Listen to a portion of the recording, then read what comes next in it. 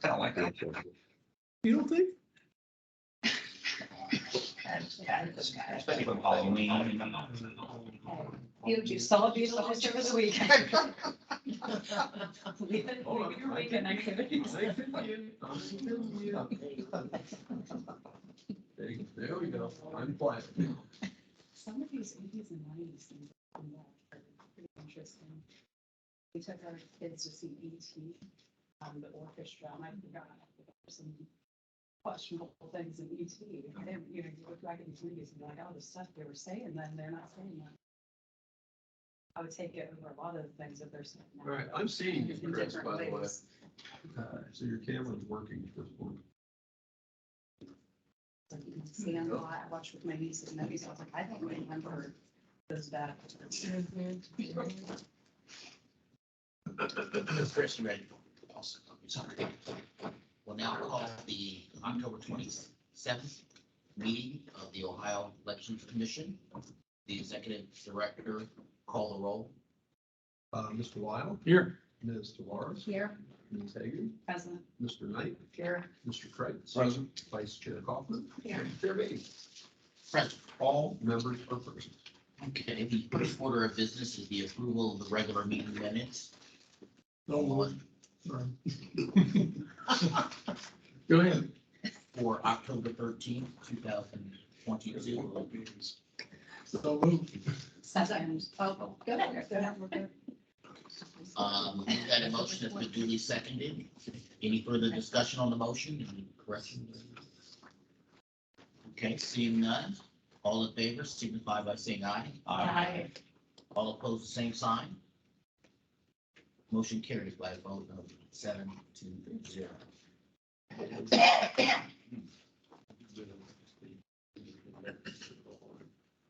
Okay. All right, the second, we will now turn to the preliminary reviews.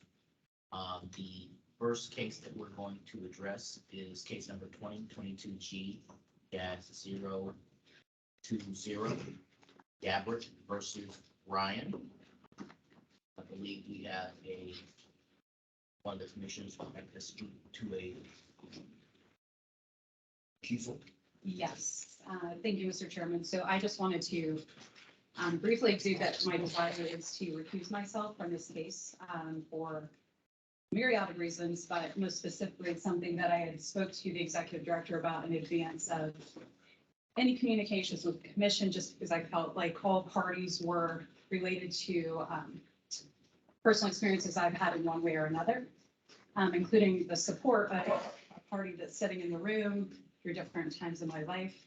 And after receiving and reviewing the recusal demand of an attorney, I just felt it was appropriate to also exude that that is not bearing any weight on my decision, that I do desire for the board to not be perceived as impartial. It's more important to me. But I do want to set the record straight that in that, since it is a public record, there were things that were said or assumed that were not indeed fact, including the very last bullet point, which made assumptions about my father that were not based in truth. So just something I wanted to express. And I know that people have left the room for recusals, but I intend to be present. In the event that some case of this sort ever moves forward in the future, I would like to have the experience as a member to oversee and hear. I believe is my obligation, responsibility as a commission member, not to exude any direction on this case, but to be present in hearing the case. But I personally will withhold my vote. Mr. Chair. Yes, please. Song used to be, I have no idea what the specifics are, but I do have a concern. If we have the policy around recusal, that the recused member must leave the room. I mean, I would want to understand more why there would be an exception to that. Well, I indicated certainly in the last, I'd say probably 5 years or so, when someone has recused themselves from consideration, they have left the room. But historically, going back to the beginning of the commission as an independent agency, persons would recuse and not necessarily always leave the room. And so Well, That's, I was told when I was asked to recuse Yeah. that I had to leave the room. I was not given an option. okay. So my understanding of the policy, Rights. well, I didn't question the policy. I just did what I was asked to do. Okay. I mean, I don't have an issue with a member being in the room. Just want to clarify if it's a policy or it's not, and if it's not in the future, it should always be at the member's discretion and not be assumed that the member will leave the room. I think we should be consistent. Okay. I can't disagree with your comment. And And Mr. may I say something, Mr. Chairman? So, yeah, I mean, I feel the same way. I've had 2 recusals since I've been on board. And I was told that I don't need to give I shouldn't give an explanation, number one. And number 2, I just should leave, which was fine with me. But I understand what Ernie's saying, so we have some inconsistency here, so. And I believe with Mr. Kreitz, he's probably recused himself twice since I've been here too, and just got up and went out the door, so. Yeah, This I- seems a little inconsistent. I've always been brought up in a situation where when you recuse yourself, you don't even want to be at the council table because a reaction that you might have may be taken as you're commenting on it. And so, not because it's the policy of the Elections Commission, every board and commission I've ever served on, we've left the table. So, Yeah. I don't think that we have a policy, Yeah, I think it's just been Yeah. what people individual. have tended to do on an individual basis, and it's usually, how it's always been explained to me, is more of a matter of perceived optics. And so, if you are not in the room, if you are not in the room, then, let's say, if you were not in the room, that cuts down on some other things that could be, that could be said. Mr. Price gave an example, but particularly for, obviously these hearings, there's members of the press, there's other organizations or whatever may be here. And it just can be more post-hearing noise and dispersion may be brought up. But it is an individual choice, and there certainly isn't policy. It's just what people have done before and back. And Mr. Chairman, if I may speak to you briefly. I don't know that a member has been directed to by somebody who's independent legal counsel to do exactly that. And I think in some situation, it may be a unique circumstance where you are recognizing as a member that is your authority to make that decision. In the legislature, it was not necessary practice to leave the floor. You were afforded the right to hear the testimonies being provided on any legislative matter because it is your job to represent and take all that information. I've not spoken independently to any member of this commission about this case or the facts of this case. In fact, I feel it's the responsibility and obligation of both parties to speak to the case. So I feel that I can sit here without any issue and be present for the case for that matter.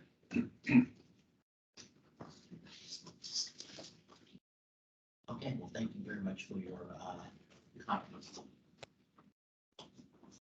We would address it any other time, feel that there needs to be some type of statement as to policy, et cetera. Are you ready to call the case, Mr. City? Yeah. Kind of going. This is case number 2022 G020, Gabbard versus Ryan. The complainant asserts that the respondent made a contribution in the name of another.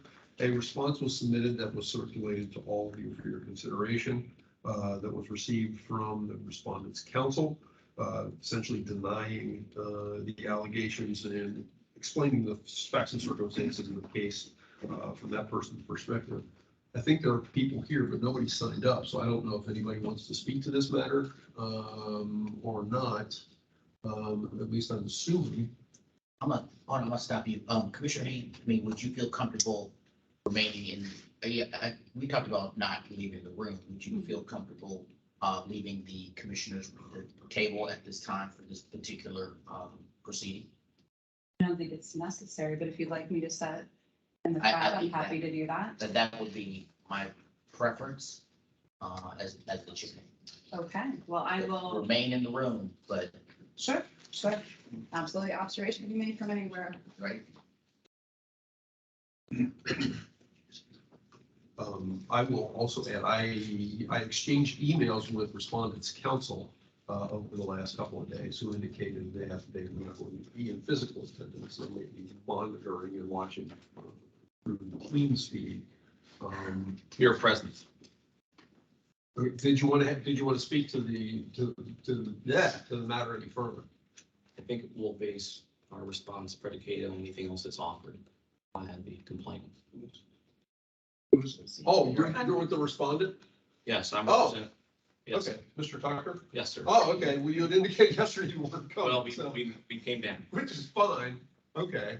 And then Ms. Gabrick, is that you? Yes. Okay, if you would like to address the complaint further, you can certainly step up to the podium and be sworn. Okay. Presuming the commission wants to hear further from the parties. Yes, please, and we're considering preliminary review and considering it should go forward for hearing, so I think we should hear from parties that have shut up. Please raise your right hand. You swear affirm to tell the truth, the whole truth, and nothing but the truth, so help you God? Yes. Thank you.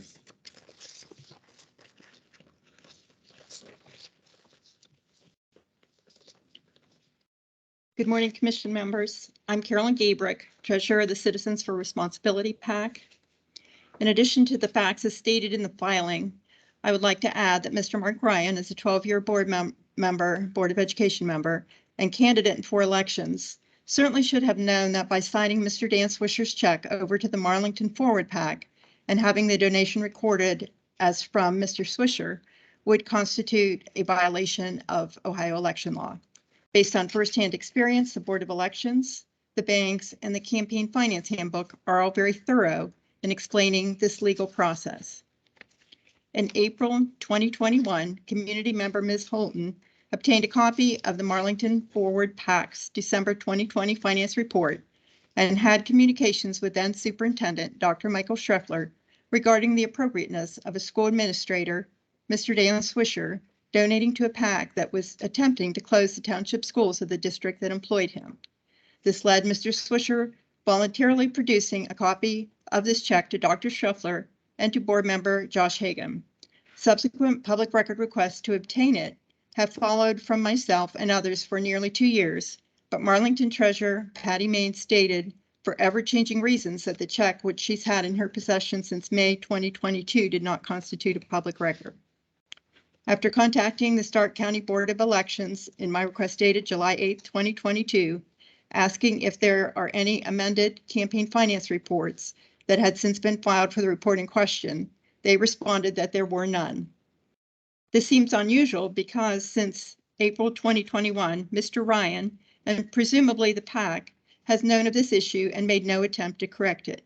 It may be that the reluctance to do so has been to prevent a secondary problem, revealing that the check actually constituted multiple PAC cash donations collected by Mr. Swisher from various people who participated in Mr. Ryan's canoe trip.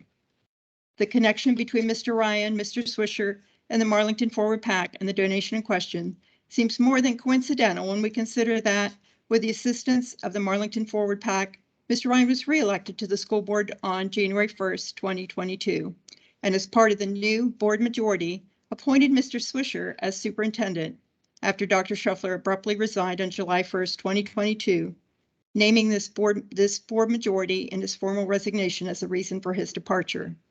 Of note, Mr. Swisher obtained his superintendent's license just 4 months prior. The position was not advertised and no interviews were held. Although this is not illegal, it is not best practice and leads more suspicion to the relationship between Mr. Ryan and Mr. Swisher as it relates to the donation in question, and why it may have been important to list Mr. Swisher as the donor on the Ohio Campaign Finance Report.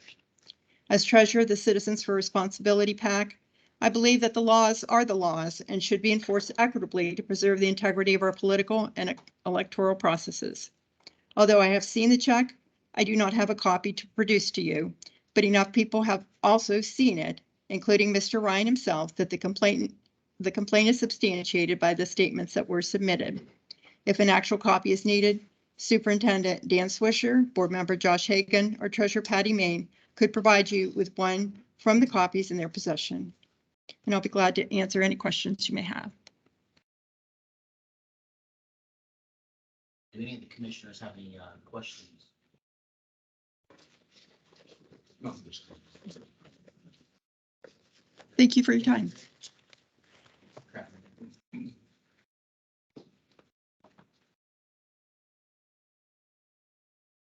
Yes. Would you like to respond? I believe so, but I'd like to confer with my client before so. How long do you need to confer with your client? 5 minutes. Okay, you must step out the room. Thank you. Privacy.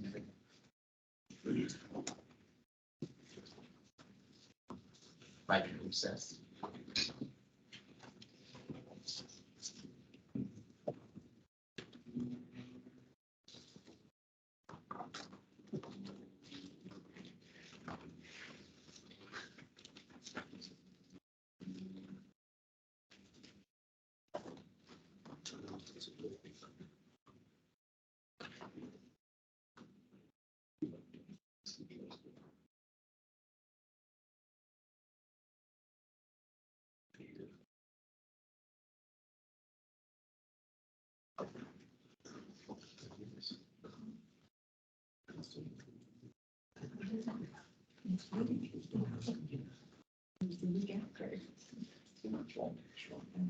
Who's that?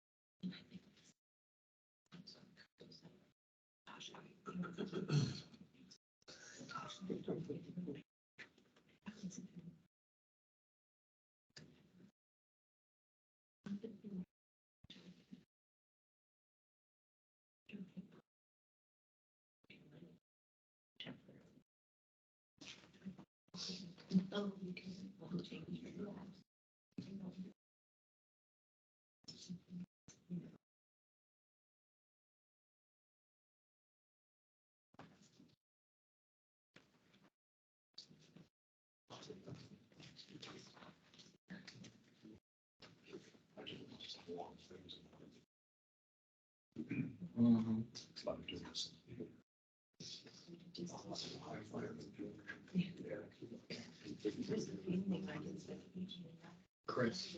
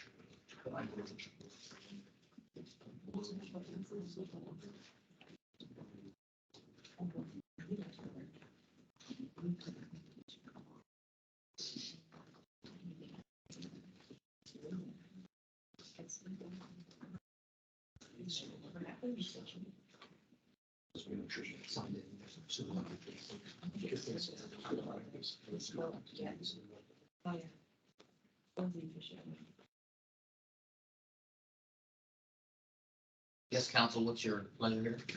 Yes, I'd like to make a brief statement. Okay, great. May it please the commission, my name is John Tucker. I'm counsel for Mark Ryan in this matter. We stand on the representations and statements made in the submission to the commission, and would further note that the timeline that's indicated by Ms. Gabrick is problematic with respect to the time that she requested copies of amended reports. When this information was brought to light, the amended report was filed on April 15th. I believe the information was provided to Mr. Ryan on or about April 14th. However, Ms. Gabrick was requesting information that was prior to that and never expanded her request, which is why the board responded in the manner it did with regard to the amended report. think it's rather disingenuous on the behalf of Ms. Gabrick that she would capture her request in such a manner that would prevent the board from answering it in a manner that would reveal that the amended report indeed was filed. As noted in our statement, the recording of the check was a clerical error that, when discovered, was corrected, and that information has been provided to the commission. And so we stand on the statement provided on October 7th and the information provided to the commission today. Thank you. Thank you very much. Well, hold on, sir. Do any of the commissioners have any questions as to what was presented by council? Okay, Mr. Executive Director, at this time, would you make your comments? Yeah, my recommendation is to find a violation and dismiss the complaint. But also the request was included in the submission to have the matter found frivolous. I would deny the request to have the matter found frivolous. I'll be glad to answer any of the questions that the commission may have, but that's my recommendation. Mr. Chairman. Yes. Mr. Executive Director, could you just, in a nutshell, give us the factual basis for your recommendation? Yeah, I appreciate the complaint and the response that both submitted, but I don't believe that the circumstances lead to a violation. It's a little bit out of the ordinary to see a complaint or to see a contribution made in this manner, more or less signing over a check. But I can see how there was miscommunication between the contributor and the treasurer in terms of identifying who the contributor actually was. The basic rules for campaign finance for a treasurer is you look at the check, and the name at the top left corner of the check is how you would reflect a contributor on the front of the check. As I've indicated probably to all of you at one time or another, if you have a joint checking account, and there are preclusions on each of you making contributions. There are no preclusions on your spouse or on the check with you.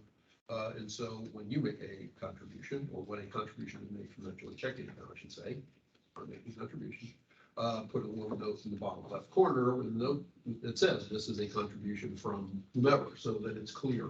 In this situation where you handed the check over, the name on the front of the check would have been Swisher. And if you didn't make that initially clear enough to the treasurer, that's what they would have reflected. Subsequently, there was an amendment filed to properly reflect the name of the contributor.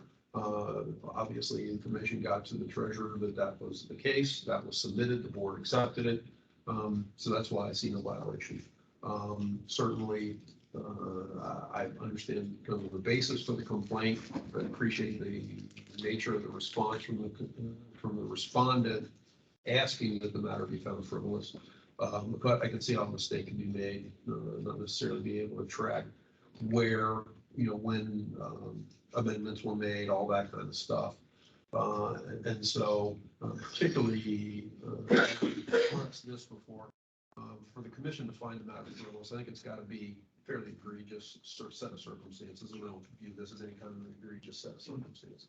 So again, my recommendation is to find a violation, but then also not find the complaint frivolous.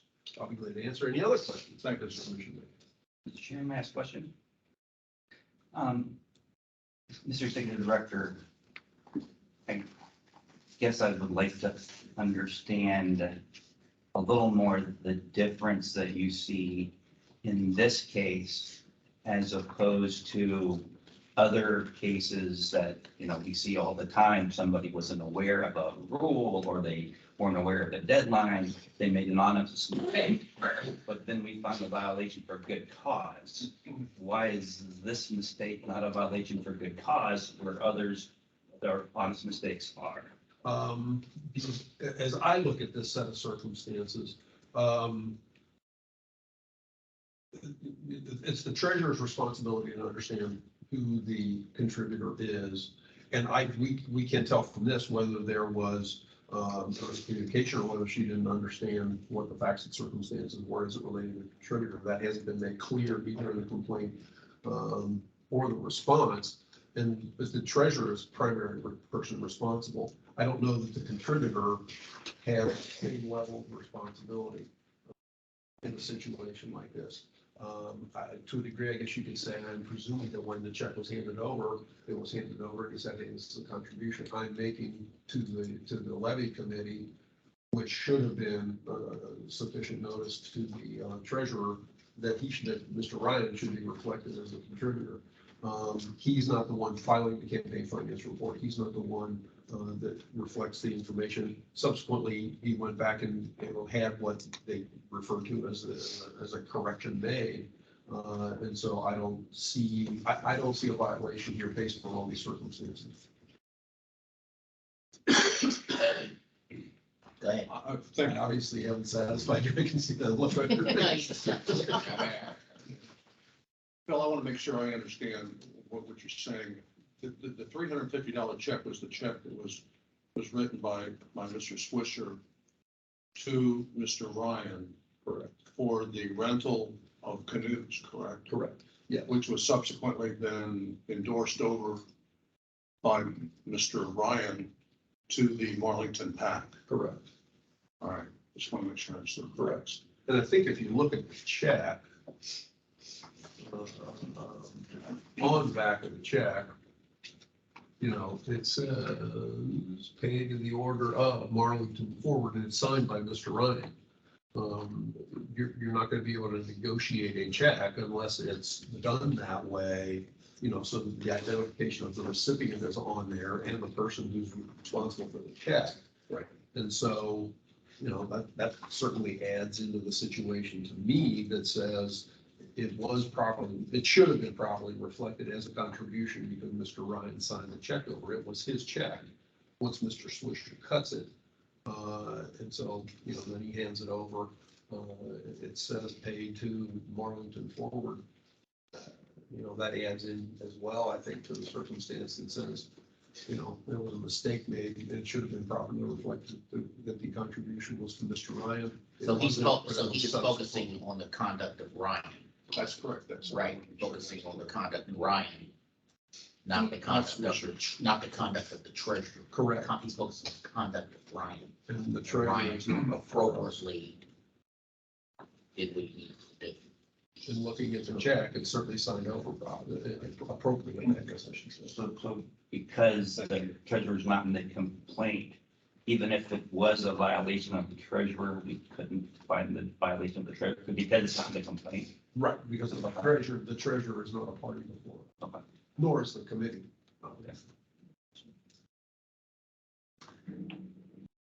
And so I guess my question to follow up on Mr. Knight's question is, so who brought this to whose attention and how quickly was it rectified to make sure that there wasn't, it wasn't like it was drawn out and it was filed and then they said, oh, hey, this is not proper. How did that? I don't know that was clear between the complaint and the response, but it was included in a semi-annual 2020 filing. And the addendum was filed in April of 2021. I think the original campaign finance report was filed January the 15th, 2021. No, it was filed, right? It would have been filed around July 31 of 2020 because it was a semi-filing. Hold on. So at some point, someone, Were they late? Were they late in filing the semi? I thought the campaign finance report was the original. It was filed on time. Come up to the It was podium. included, the contribution was included in the semi for 2021. Even though it didn't need to be because it was made in July, but that's where the correction was made. Correction was made in April of 2021, April 15th. The information was discovered, I believe, on or about April 14th. When was the original campaign finance report filed? On January 15th. Yeah, it's dated December 28th, but it's recorded as of January 15th. Yeah. Oh, okay. Well, then it shouldn't have been reflected, the addendum was for the semi. At 2020, which is what is reflected here.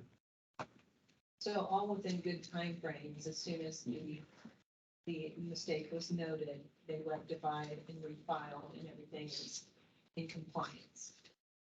but at least not unreasonable timeframes, I would say. And also, I mean, there isn't any information in here, but oftentimes addenda are filed only after you receive something from the Board of Elections that reflects that there's a problem, and it doesn't seem like that occurred here.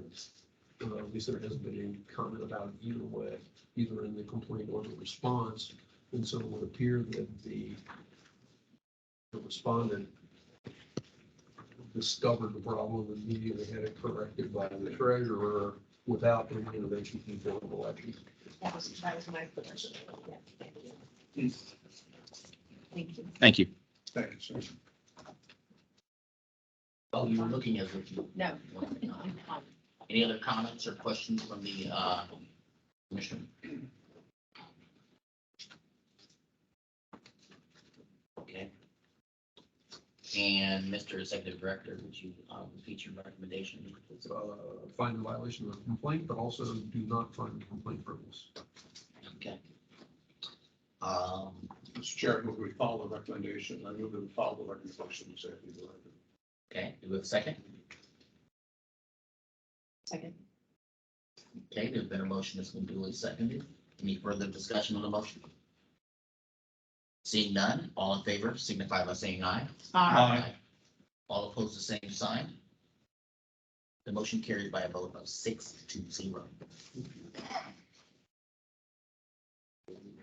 Ms. Hagan. Ms. Hagan is returned to the commission.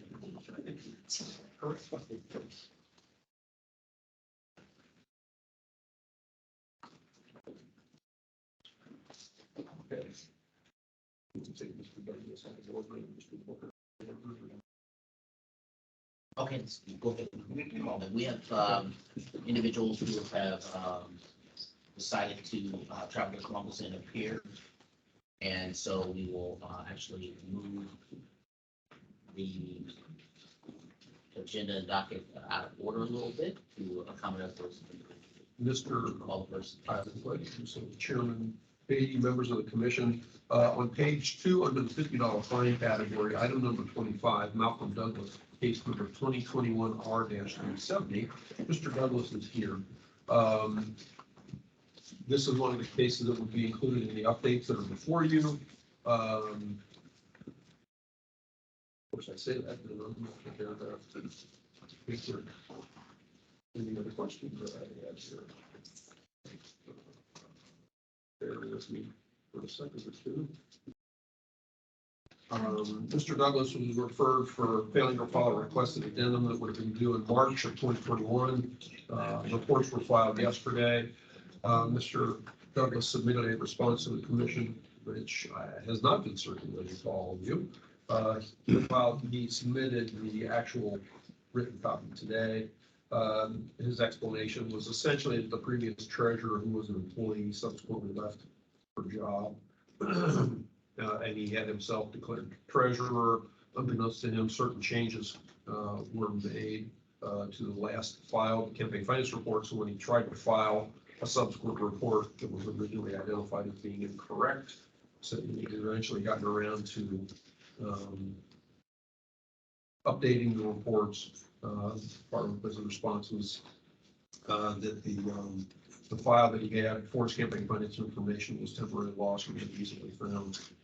Anyway, all amendments based on the response, all amendments have been filed as of yesterday, and reports have been submitted. He's now in compliance.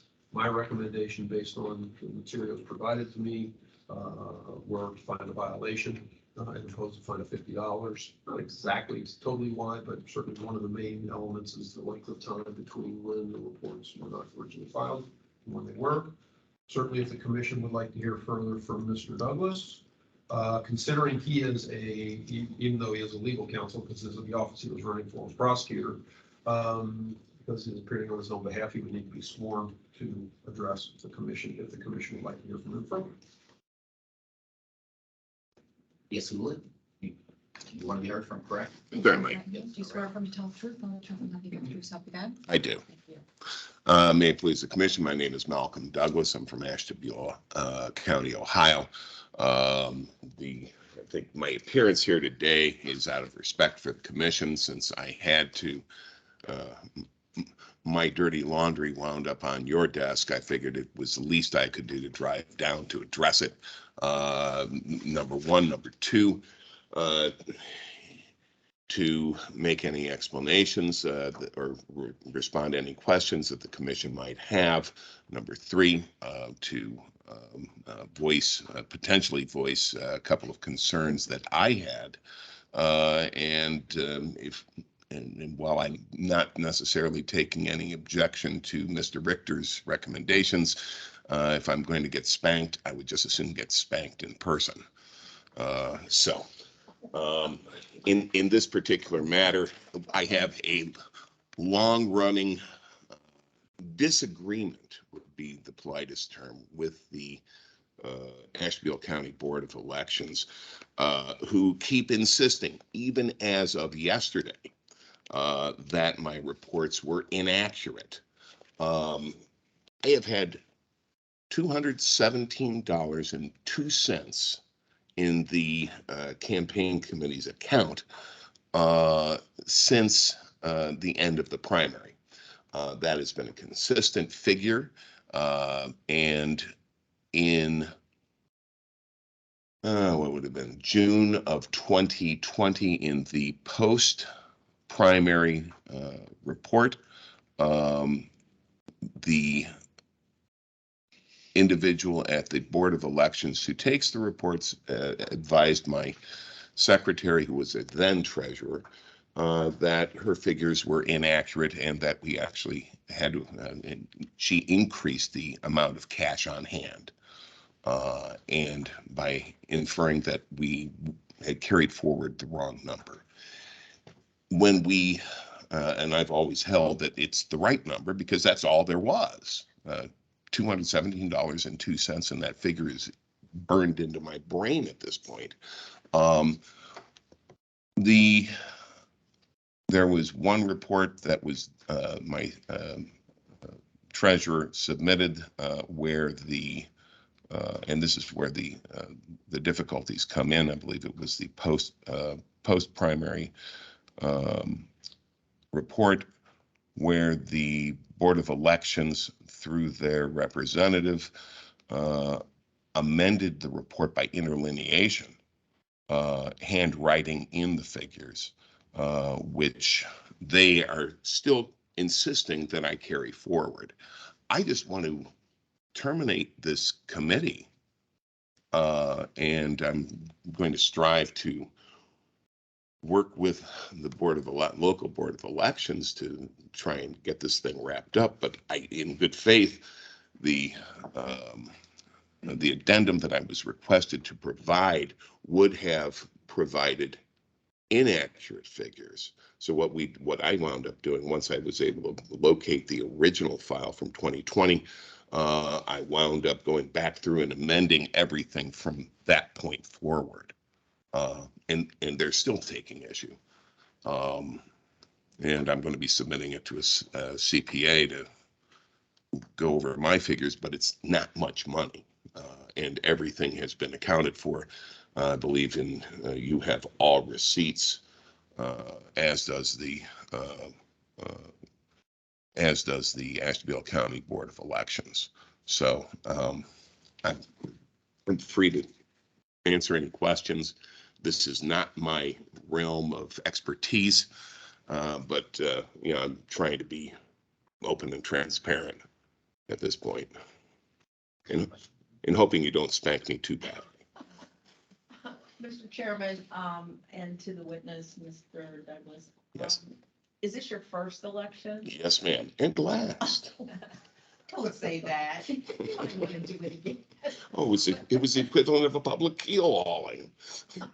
My second question goes Yes. to the amended amount that the Board of Elections is insisting that you bring forward in your amended campaign report. You say you have $217.02. Correct. And that's from 2020 on. Correct? That is correct. So if anything, it would go down if you had fees from the bank. The bank has had no fees. I told my banker to not do that because this looked like it was going to take a while. It would be down to zero. So how much are they saying you have in your account that they want you to continue to bring forward? They indicated, and this was as of, I had some telephone conversations with the board back in 2021 during COVID.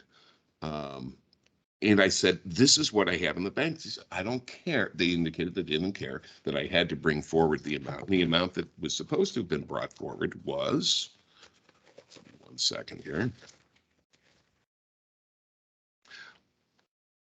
$1,170. I couldn't figure that out because all we had was, this was a very simple campaign. It was about $35,000 approximately that was expended. I don't know the exact figure, but that's give or take. I think that at maximum, I did not solicit donations. So there were maybe $1,400 worth of donations total. And I ran my campaign off of my credit card and a $19,000 loan from Mom. Because I was trying to make a point.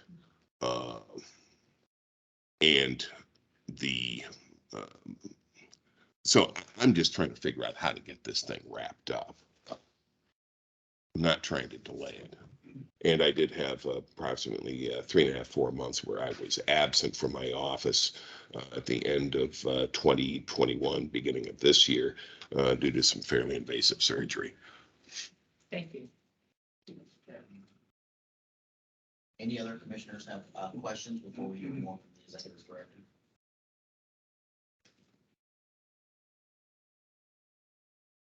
I just have a question of the executive director, Mr. Chair. Mr. Executive Director, have you had conversations with the Board of Elections on the dispute itself? No, I have not. Okay. I have not. So, no. May I? Yes, please. As I'm going through some of your materials here, Yes. I'm a bit confused as to what was filed yesterday, and where you are. I mean, I know there was something, I'm looking at one that shows, was it a pre-primary 2020 filed yesterday? Yes. Presumably, that starts at zero, 170 contributions, and come down to a balance on the end of $720. And I understand what you're saying about where your bank account is. Correct. And then a post-primary that looks like it reflects more debt, but similar. I guess what I'm trying to say is, where is your committee now, based on campaign finance reports that have been filed? Aside from the fact that you say there's $217 in the. Can you better define where is my committee now? Not trying to be flippant, but. No, I appreciate that. Again, I'm looking at, and these are dated yesterday. Correct. 26, and a pre-primary.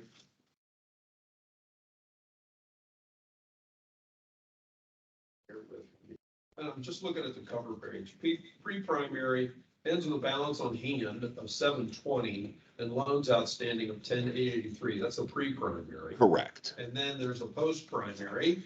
Correct. Starts with 720. It shows a balance on hand of 217, and then outstanding loans of up to 32,976. Correct. And then let's see the 2021 semi-annual. It's also okay. It's 2021 semi-annual and a 2021 annual. Again, dated yesterday.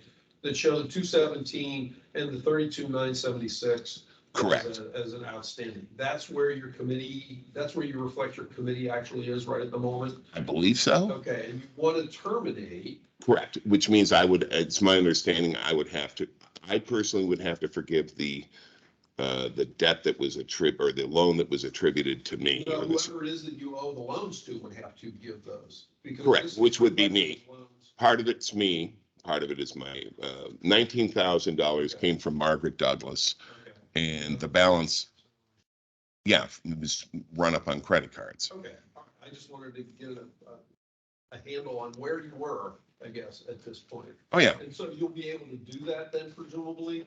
presumably if the Board of Elections will let me. But we've had, They were fine with what you submitted so that you're presumably all caught up with them at this point. well, they weren't, they indicated they weren't fine with what I submitted. If you look at the receipt, it doesn't accurately receipt the documents that were filed.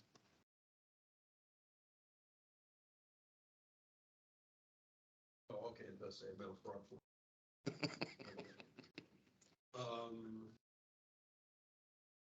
Do you think you'll be able to work this out with the board? Well, at this point, I'm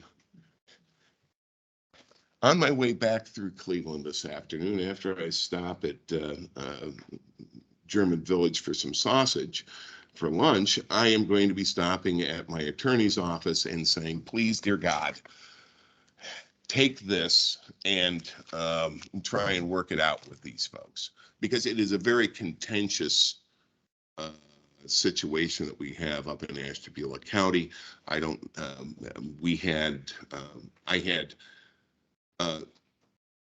believe it was 8 of my yard signs were removed from property contiguous to the county property and stored in a vehicle that happened to be owned by the then director of the Board of Elections back in 2020. I don't know if anybody had heard that tidbit. There's all manner of dysfunction surrounding the Board of Elections and politics in Ashtabula County. I wish I had never stuck my nose into it. So, Yes. I'm being somewhat repetitive, I appreciate it. The information that you included in all these reports is the best information that you have available to yourself. That is As correct. it relates to making all these filings. And you lost the election. I'm not trying to speak.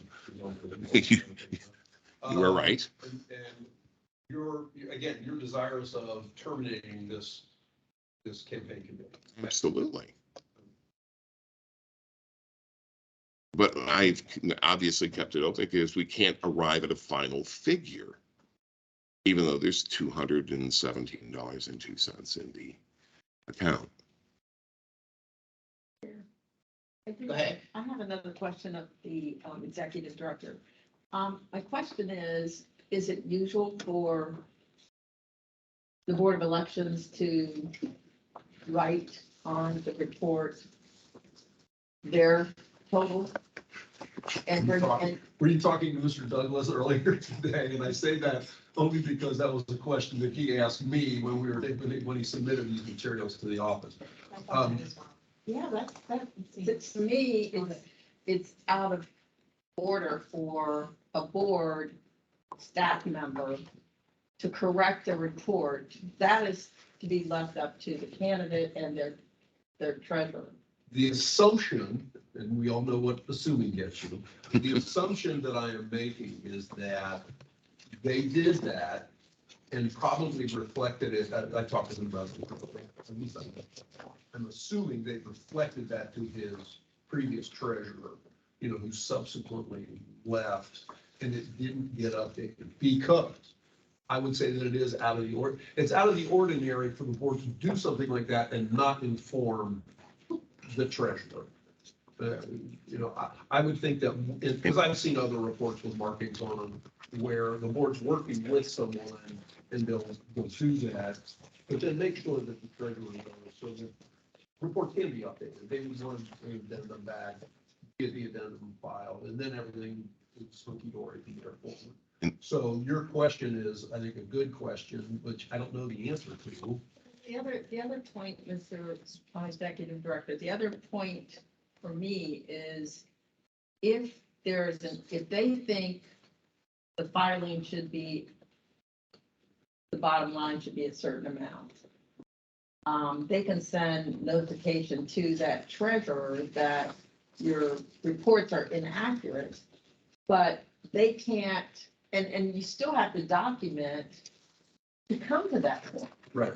You can't just say, well, we think you have X amount of money left in your bank account. It's like, how did you come to that? And what documentation, because that's not their job. Well, but I was, again, we're assuming, because we don't have it in front of us, but I'm assuming that whatever report led to the filings that he made is where they got their information. Because, like, you know, what he included with his response here, the markup that the board did, where they reflected the numbers on there. But, and that's why I said, I'm guessing that they talked about that with the treasurer, and then it just probably never got back to them somehow. Because generally speaking, the board is not, I would like to think the board's not going to do that unless they notify the treasurer, so that the treasurer can't bring the company back in balance. I don't know that to be the case, but that would be my assumption. I have a question for Mr. Douglas about it. Yes, ma'am. I thought you had said, though, that they did that in front of you. No, Okay. no, this is, and this is where some of the confusion it came in when I filed in January 2021, the annual. I did not see in the back of a file was a note from Ms. Blair from the Ashtabula County Board of Elections, not on Board of Elections stationery, not signed, addressing, ostensibly, it's addressing my secretary, indicating after reviewing the post-primary finance report, which you filed, I noticed discrepancies. I have enclosed a copy for you to see. There is nothing which you have to do, as I have changed it on the report. I found that recently. I attached that, it was Exhibit A to my response. But I would expect the Board of Elections to send me a letter saying, hey, Douglas, this is a problem. These lines don't add up. Please review it and then send us an addendum. And what I received from the Board of Elections was a note on their letterhead when they took issue with my figures. But the January 21 or the report, the campaign finance report filed January 29, 21, I utilized the figures, making sure I'm not speaking out of turn. I am utilizing the figures that my secretary had in the prior filing before it was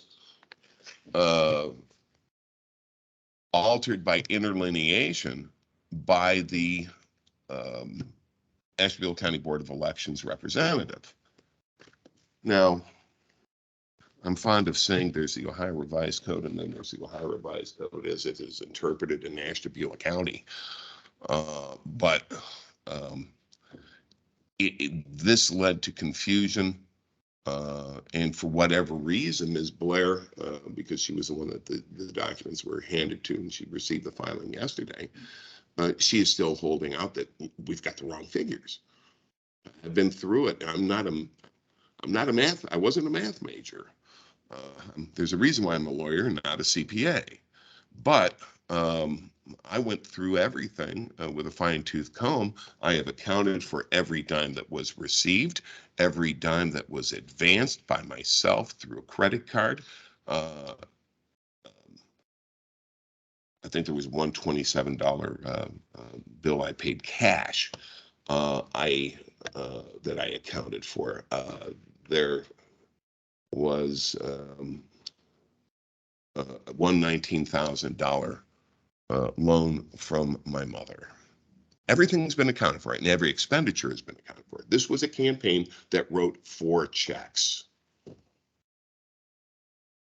Chair, Yes, I have a please. question to the executive. Bill, should this matter be continued until you've had an opportunity to converse with people up in Ashtabula County? I mean, one of the things that we might be able to consider after you have a better factual basis is actual termination of the committee in connection with this matter. Right. I think that's premature at this point in time because I don't think we have no facts. So, and I'm very respectful of the fact that the gentleman is from Ashtabula and that's quite a drive down. But maybe we could avoid a second drive down if we could continue it and you can work something out with the board. That's certainly possible. I mean, after hearing his statements, the other thing I was inclined to change my recommendation to still find violation and impose the sanction that I've listed there, but to also have the committee declare and, well, we can discuss it with him, whether we declare it terminated or declare him in compliance with the numbers that he has submitted to us, since he has stated here on the record that, the bank account has a balance of $217.02, which he reflects. And he is, I would ask him to confirm that outstanding loans by the committee are $32,976.04. We would declare him in compliance with statute based on this last submitted. Then he could go ahead, submit something to the board that reflects what he did with the last 217.02. I don't object. Forgive the loan, and that's all I would just say. I don't object to the course, but I mean, I'm just asking, can we do that without having any kind of conversation with the Board of Election up there? That's just not. I mean, it seems to me to be a respectful thing to do with everybody else. Which is not unreasonable. I can't say that's unreasonable. Particularly on your last part of the recommendation, because you're almost making a factual determination without letting the other side speak to what their reasons are. So. Okay. And I'm happy to accept the initial recommendation so we don't have to come back and then I can conclude my business with the Board of Elections. Well, I don't think that can be done because that wouldn't get you where you want to be. Because the original recommendation does not include terminating the committee. Well, my ultimate goal is to terminate the committee, if I may. I'm sorry to interrupt. No, I can't. I don't want to advise you on that, but at some point, we could do that. We could, if we took his recommendation as is, you could still be in the same place. Yeah. Because all you would get is, you would be found in violation, you'd have a fine. But you still, the next period or whatever, you still are considered out of compliance or what have you by the board. You understand? So when you asked for it, so when you said, I'd like to put this behind me and have the committee terminated, that would get you, that would be the remedy that I believe that you would be seeking based on your comments to move on beyond this. You would not move on beyond this, but I would like to move on beyond this through the mechanisms that are already in place in Ashtabula County through council and my CPA. okay. In other words, I'm happy to accept the recommendation of Mr. Richter and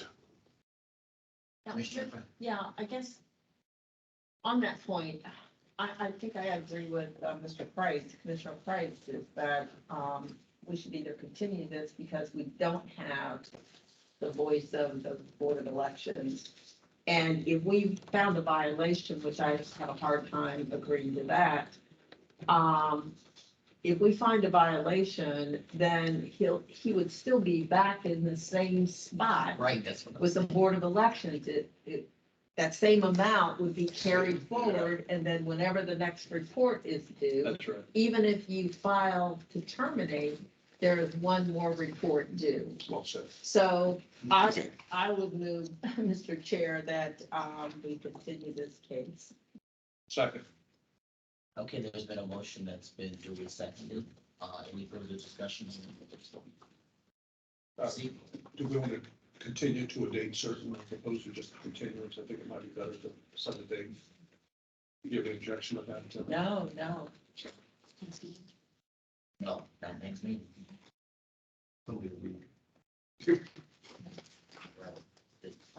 December. That's what I was thinking. I don't want to be inclined to say December 22nd. gives a lot of, we can do either one, December 8th or December 22nd, but I'd suggest the 22nd. Gives enough time. It's fine. So then for me to reach out to the board, find out what's going on, and get a resolution. I'm okay with that, yeah. So we can amend the motion. Yes, the motion was amended to include that, the continuance will be until the December 22nd. And you don't have to drive down. I like Schmitz. Well,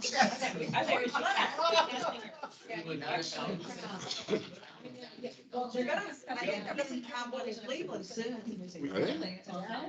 Do you have to use a sled coming down in December? from Yeah. Ashtabula? That's the longest drive. It is. That might be. I wouldn't object if you moved it to January, but. Okay, very good. Yes, exactly. Exactly. Sorry for the interruption here. Okay, so there's been a motion that's been amended and then also duly seconded. Is there any further discussion on the motion? Seeing none, all in favor signify by saying aye. Aye. All opposed, same sign.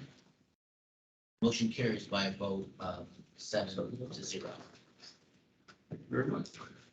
Thank you very much for your consideration today.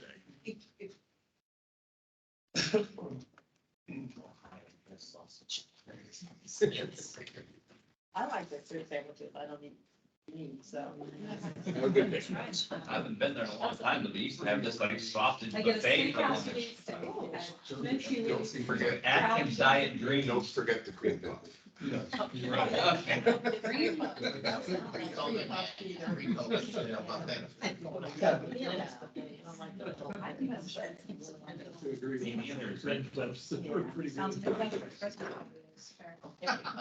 Mr. Chair, Yes. Mr. Chair, members of the commission, in this case, on page 2 of the working agenda, item number 19 under the $500 fine category, Michael Booker et al., case number 2021 R-37. When I originally made my recommendation on this case and circulated it to you last week, my recommendation was to impose a rather substantial fine and continue with a $25 per day daily fine into the future. Subsequently, I was informed by the Board of Elections that Mr. Booker had filed his reports and terminated his committee as of October 4th of 2021. That's in your updates today, so we have the outline. There was no response, excuse me, there was no response submitted to the commission by Mr. Booker. There were 2 prior cases, one in which a fine amount of $50 was imposed that was paid, and then there was another case in which the commission found a $25 per day, found a violation, imposed a fine of $25 per day. That was not previously resolved, at least not until October of last year. My recommendation of a $500 fine and the prior case, certainly if the commission would like to hear further from Mr. Booker, we could do so if the commission was desirous to hear from him. And whether it would impact my recommendation, I presume it would, but I also, it could impact the commission's approach to this case. So, Booker, if you would come to the lectern and be sworn, you could address the commission. You swear from the tell the truth, the whole truth, and nothing but the truth, so help you God. I do. Thank you.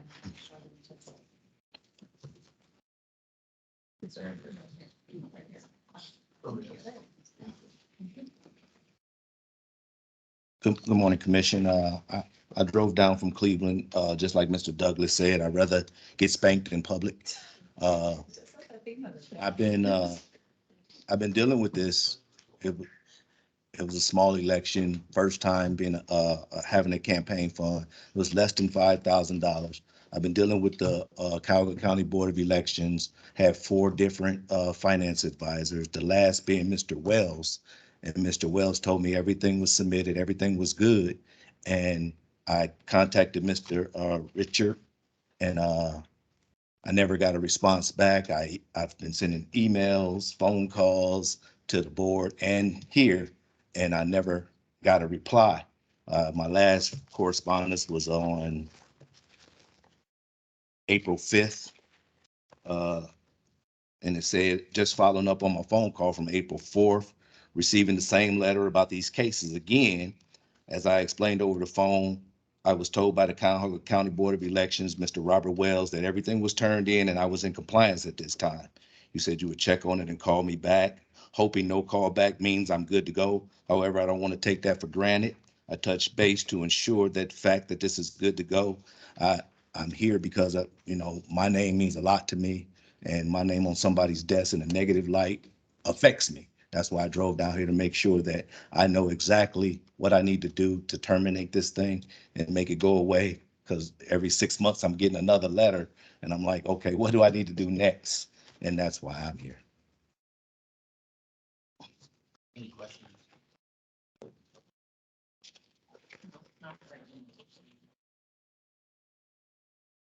Mr. Secretary. Certainly, part of my recommendation for the $500 fine was the fact that there was along with the original case, there was a subsequent case, and now we're back here again, and no response from the commission.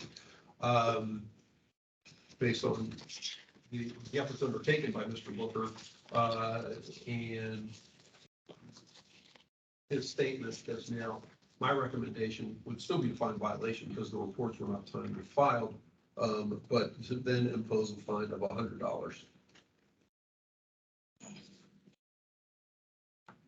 Of course, if the commission wanted to do something different. Questions? Comments? Mr. Chairman, may I ask, is it now in compliance? Are The there any committee- outlier issues? Yeah, the committee, the Cuyahoga board has reflected to me that they consider him terminated. Oh, okay, so. Yes, so it's in compliance. Correct. Yes. So there was a fine that was a $250 fine imposed. Is that for the case that we're talking about now? And then it was up to 500 because this one says there was one that was. I was certainly doing 500 based on the prior finding in the other case. Okay, thank you. Yes. May I add that I was returning those reports in, and every time I turned those reports in, the auditor would change, and it seemed like I was starting over again. I talked to Auditor Amada, Fox, Lawler, and the last one being Wells. So they would tell me, they wouldn't give me anything, but they would say, well, when they call you, tell them that I said you're good to go. And that was the last conversation me and Mr. Richard had, that Mr. Wells said I was good to go. And I kept trying to, like I said, terminate this thing. It's been a nightmare.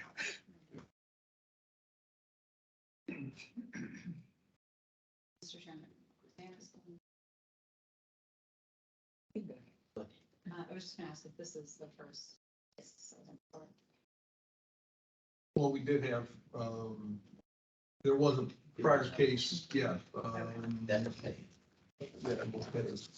2020, 2021, 08. Yeah, 2021.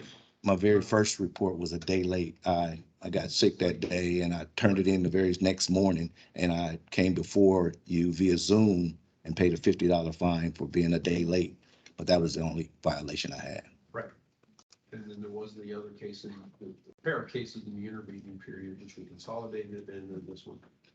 And so, trying to take into consideration the fact that the reports were filed essentially this was over a year ago, his effort coming down here, that's the basis for my updated recommendation, shall I say. Probably spent $150 in gas. Yeah, can we get this next gift card?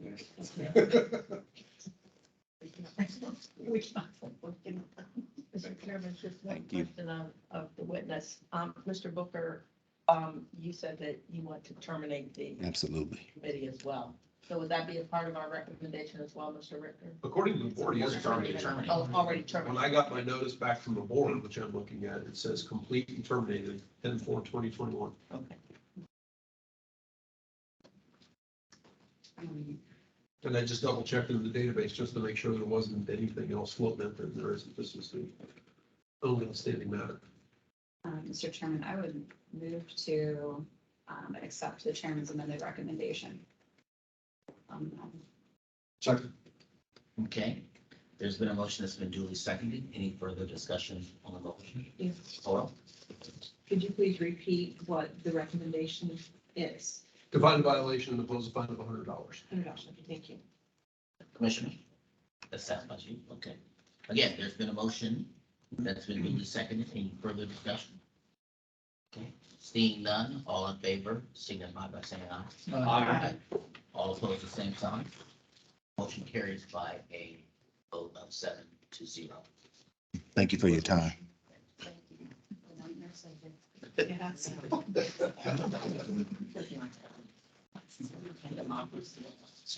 Everybody's. Did you want to speak to English? To our cases, yes. Okay. Mr. Chair, members of the commission, this is Brian Katz with the Office of the Secretary of State. We had a number of cases that were failure to file cases submitted by the Secretary of State's office to the commission. There are a variety of different recommendations that I've made to various cases, from no good cause of a $50 fine to per diem fines and others that have been continued. One case I'm recommending that we set them out for hearing.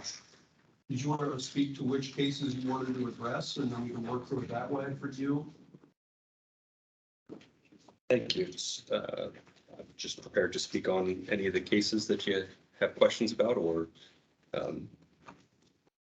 are looking to continue.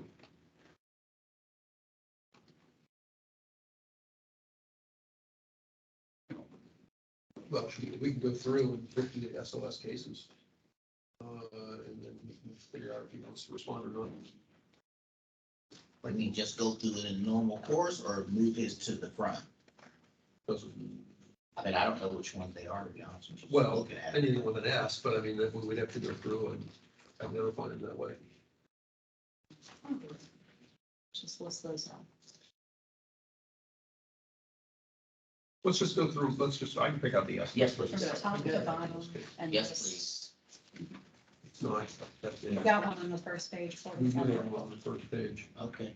Item on the first page, item number 47, the very bottom of the list there.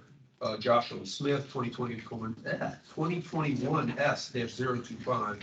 I'm recommending the commission dismiss the treasurer and then set the matter for hearing. I've had conversation with the counsel for the treasurer on a number of occasions, email and telephone, mainly email. We got a response, and if you would look in your, the ICW for the case that I originally sent to you, we received a somewhat scathing response from the respondent, but in it, she indicates that she involved a third party in her campaign, and the third party was withholding certain information.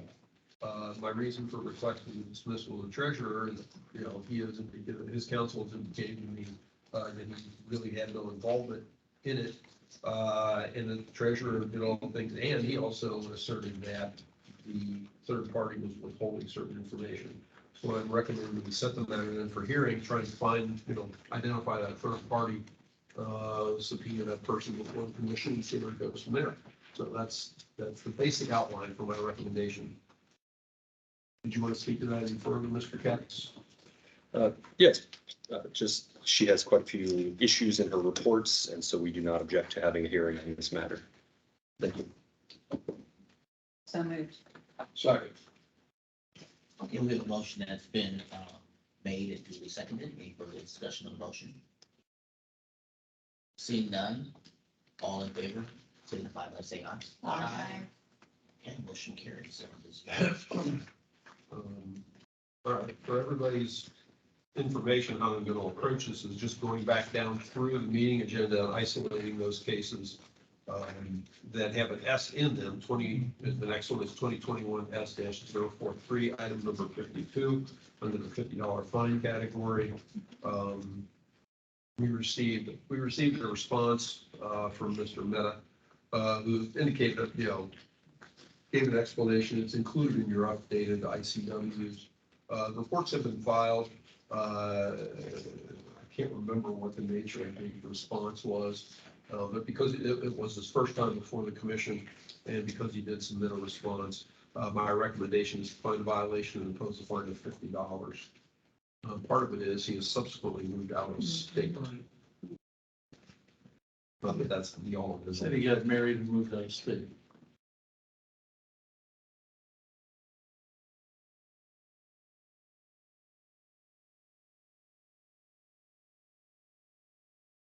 Do you have anything else you wanted to add?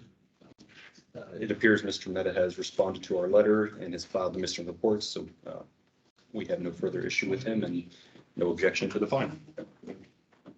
Okay, is there a motion? Move we follow recommendation, Executive Director. Second. Okay, there's been a motion that's been duly seconded. Is there any further discussion? Hearing none, all in favor, please indicate by saying aye. Aye. All opposed, the same sign. Motion carries 7-0. The next one is the very next category, item number 56, 2021 S-051, Terrence Gregston. My recommendation is to find violation and impose a fine of $100. I had information that the report was filed on line 1. No response was submitted under that set of circumstances. Pretty much I'm moving to recommend some sort of a fine amount, and I thought a $100 fine was appropriate.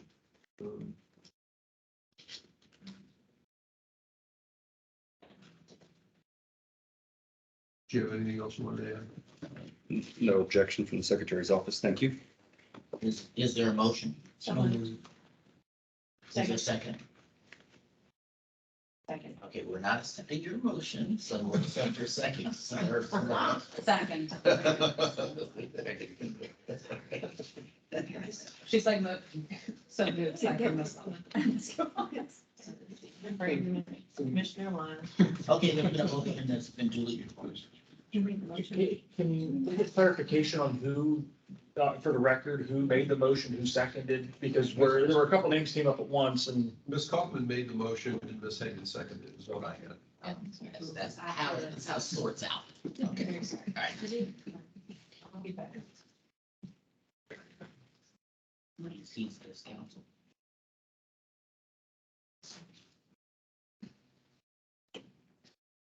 Okay, there's been a motion, it's been duly seconded. Any further discussion of the motion? Okay, all in favor signify by saying aye. Aye. All opposed, the same sign.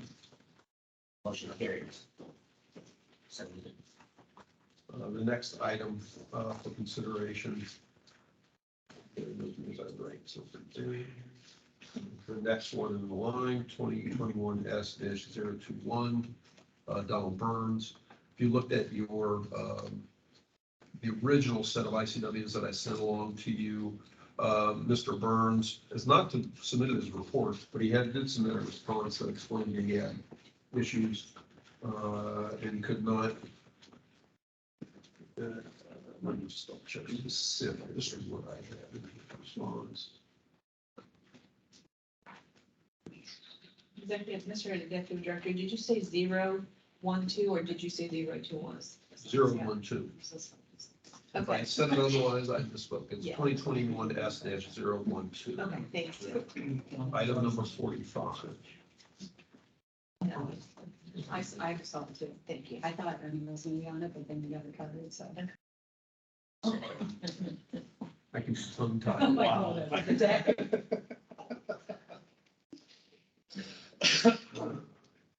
Here we go. Okay, we got a response from the respondent. Some reports have been filed, but there are errors the candidate cannot fix, and the treasurer has not been responding to the candidate. The candidate's first run for office and ignorance, campaign finance laws, and they have problems in general. The candidate cannot further correct the outstanding reports. Bank account has been closed and shortly after the campaign ended. This was for failures to file both 2019 and 2020 annual reports. So it's been a couple of years. So my recommendation is to find a violation. This is the candidate's first time before the commission. Is to find a violation, impose a fine of $100, but then also to declare the committee terminated based on his statements. I'll be glad to answer any questions that you may have. Mr. Katz. Thank you. There is a balance discrepancy between the two filed reports, but as Mr. Burns largely self-funded his committee and is seeking termination, we do not object to the proposed fine and the termination of his committee. Thank you. Is there a motion, Commissioner? Yes, I'll move the recommendation of the executive director. I'll second that. Okay, there's been a motion that's been duly seconded. Any further discussion? Seeing none. All in favor signify by saying aye. Aye. All opposed? All I opposed? was just late. Okay, all opposed, the same sign. Hearing none, the motion carries. 7-0. The next item, and I apologize, in the $150 fine category, there are two cases. Unfortunately, when I copied and pasted, I put one in the wrong order, but it's items 50 and 54, Mahoning Valley Arts and Culture Pack. And also, that's item 50, 2021 S-035. And item number 54, Wiley Runner Strand, it's 2021 S-045. In both circumstances, I got information back from the Secretary of State's office. The reports had been filed, although they are late. No response was received from either party. And so that's my recommendation for finding violation and imposing a fine of $150. I'll be ready to answer any other questions you may have, and we'll see if Mr. Katz has any other concerns. No objection to either. Thank you. I do have a question. Mr. Executive Director, in the 2020 2021 S-45, it looks like that one was undeliverable, so it wasn't really received, correct? So we wouldn't receive a comment back? But then we subsequently sent out the continuance notice. That was the original from August of 2021. We sent out a PR preliminary review notice after that, which you see on September 7th of 2021. That did not come back as undeliverable, so we can assume that was served. That would have been the reason why the matter was originally continued. But wasn't that regular mail? So you wouldn't receive anything back? Wasn't it regular mail? The You first mean- one was certified. It Right. looks like. The other two were not, they were regular mail. Correct. right? So you're not gonna receive anything back. Yeah, if they're undeliverable or if someone refuses it or presumably we get, we have the ability to assume service after a certain period of time if they are not returned to us. And do we normally get, or do we always get regular mail service back? I can't say always, but if a piece of mail is undeliverable, we do get regular mail service back. The only reason I've had some recent dealings with the post office. A certified letter that I got noticed because I have USPS on my, coming to my phone saying when I have mail. They said they had a certified letter to me. And it was signed for. I wasn't home. It was in my mailbox. So I've got to deal with that because nobody was home and it was in the mailbox. So that's not delivered and I didn't sign. So for a regular mail, it could be laying in some mailbox somewhere or someone threw it away when it came to their address. Because I've gotten other people's mail. And if I don't know them, it goes in the trash.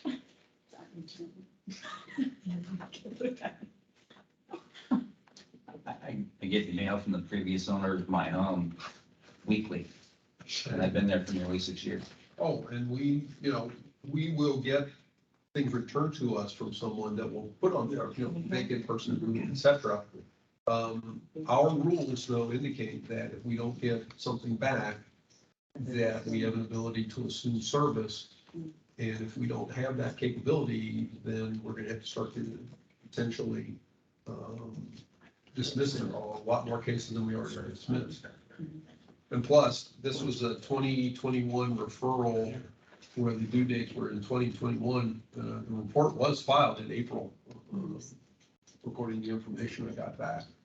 So person was aware of something out there and subsequently got around to filing something in April, but has not reached back out to the commission. Yeah, Mr. Chairman, and may I piggyback on that? I would say that 21 day, yeah, absolutely, I think we probably consider that.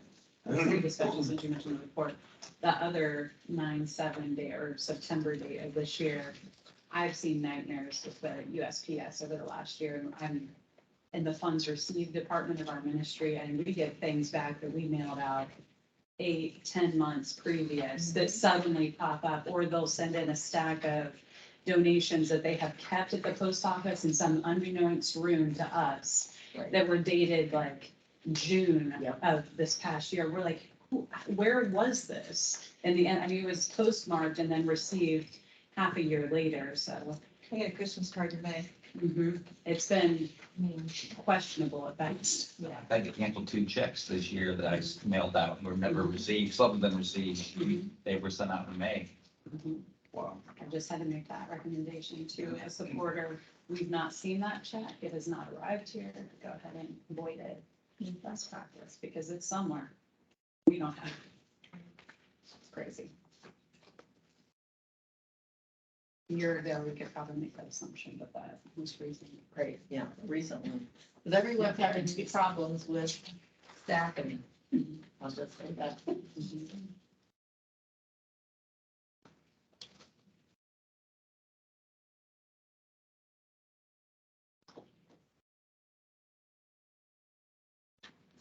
Any more comment or discussion on this?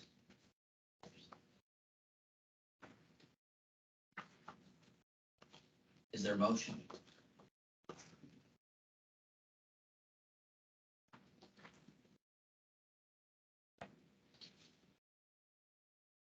The motion would be the same for both parties, but Correct. do we have confirmation that the other had received it by certified mail? It's not the same circumstance. We're speaking about, Or, we're speaking about 045 right now. Okay, sorry. Oh, I thought we were doing both. I had kind of discussed both of them. 45, it says on the letter. 35. Oh, I have. 35 says no current. We sent out certified mail, 35 and never got a card back. Or the return either. So we sent out regular notice.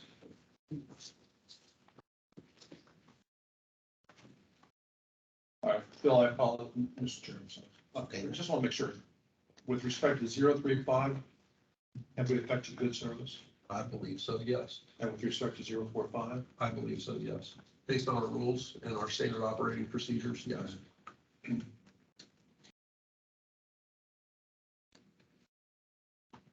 But we followed the recommendation of the executive director. Second. But ask that, make the motion for each particular case. That's fine. Okay, so then we're talking about right now, case number 2021S-035. Is there a motion? That was my, Mr. Kreitz's motion. Okay, I was gonna have to say it again, but, okay. All right, Second great. by Ms. Kaufman. All right, again, then any further discussion on the motion? If not, all in favor, please signify by saying aye. Okay. Now we'll proceed to case number 2021. Opposed? Yes, all opposed. Seeing none, motion carries. 7-0. Now we'll go to case 2021S-0. Is there a motion? So moved. Okay, there's been a motion that's been duly seconded. Any further discussion? Seeing none, all in favor signify by saying aye. Aye. All opposed, same sign. Aye. Okay, the motion carries. 2-1.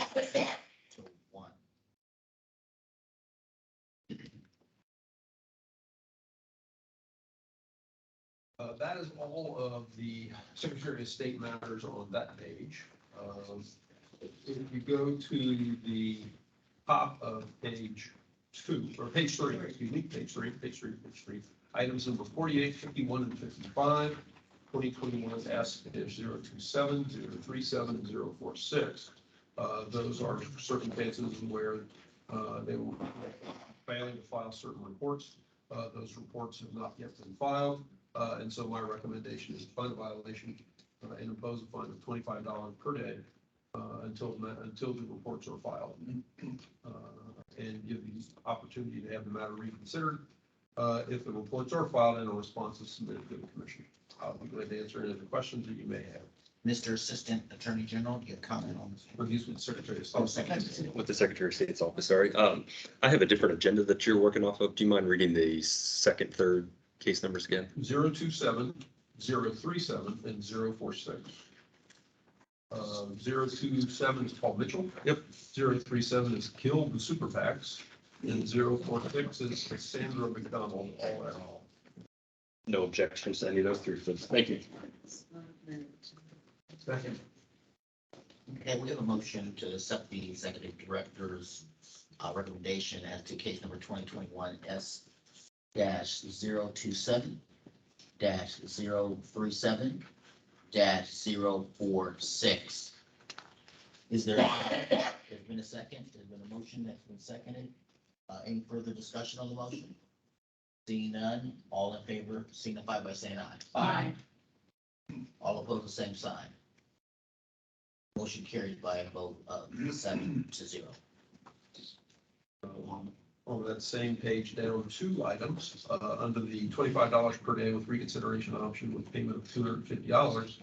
Items number 46 and 53, case numbers 2021 S-024 and 2021 S-044. They are, the recommendation I'm making there is find a violation and impose a fine of $25 per day, giving the respondents the opportunity to have the matter reconsidered for the payment of $250. That the difference between these and the prior is primarily, this is the second time that these folks have been placed before the commission. They had a previous finding of $25 per day and have not yet filed those reports. And so now they're back a second time. And so I'm making a recommendation of that listed.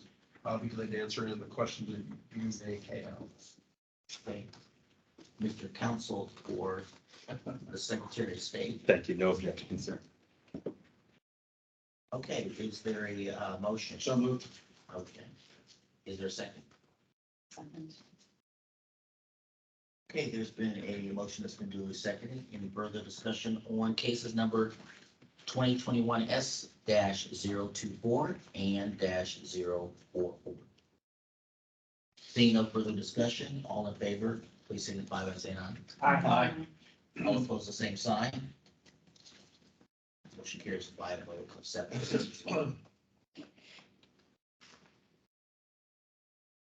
Item number, the next one is in two recommendations down. Item number 49, the Ohio Chapter of American College of Surgeons, PAC et al., 2021 S-032. This is the fourth matter involving this group. And so I'm recommending that the commission find a violation, impose a fine of $15,850 plus $25 per day, giving them the opportunity to have the matter reconsidered. That $15,850 represents $25 per day from the date that the report was due. I think I took the 2020 annual report date, which would have been January 31, 2021 until today to calculate that number, but then continuing for $25 per day on into the future. I'll be glad to answer any questions of the commission. Mr. Chairman. Have there been any communications from that group at all?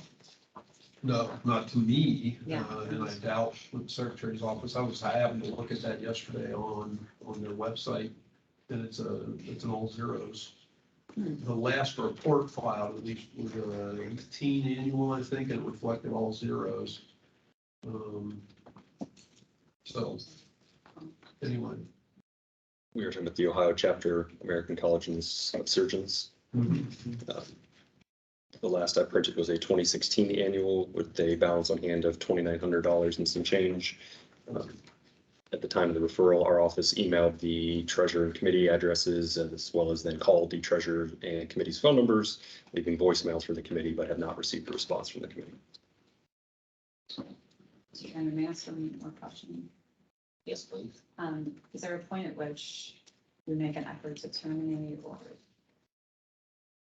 I don't want to say cut our losses, but do we think this money's coming in? Sometimes, that's a great question. Sometimes it takes a little bit of time to get people's attention. And, you know, generally speaking, we have continued to deal with repeat violators. Compared to some of the ones that we get honestly from Cuyahoga County, this one is a relative piker. Because it's not that many, believe it or not, we've gotten many more from other referrals. So my inclination is if we get a referral, move forward and take some sort of action. And hopefully at some point we get their attention, either through us or upon a subsequent referral to the Attorney General's office for further collection. That has spurred people in the past.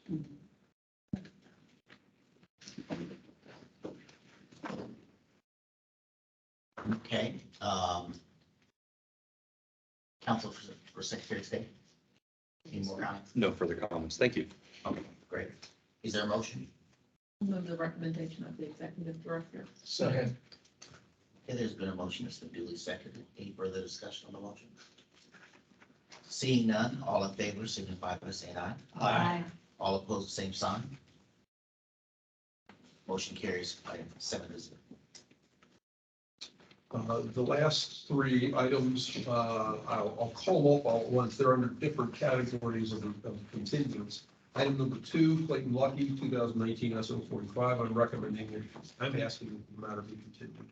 Item number 57, Terrence Upchurch, case number 2021 S-057. Counsel for the respondent has asked for continuance. And the last one, item number 44, Kenneth Poling, 2021 S-004.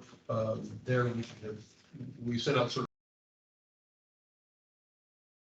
of claim, I'm not sure which, and so I'm recommending that be continued.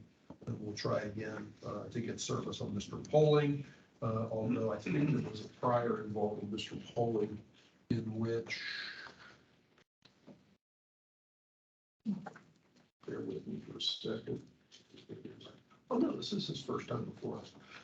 This is the second item that's come back as undeliverable for as it relates to Mr. Poling. So it'll be interesting to see if we're able to get service on that one, maybe dismissed. Thank you. Regarding Mr. Lucky's case, we're talking about reports from 17 and 18. Mr. Lucky did contact our office following your original notices almost 2 years ago, attempting to give some attempts at clarifying why he believed he did not need to file these reports. We obviously do not agree with what he had previously said and what he might have been advising the commission within the past week or two, and would just ask that this one be scheduled for a date certain, not pushed off indefinitely. Similar with Mr. Upchurch, we're talking about issues from more than 2 years ago, and would just ask that these cases be scheduled promptly to be moved forward. Mr. Second, I don't have a problem with that. If we wanted to, for that matter, if we wanted to try and continue all these, I'll just interject. We want to continue all these. So let's say the late December meeting, we can work on getting service out in the interim. I'm sorry, go ahead. Okay, yeah, I was gonna ask you to comment.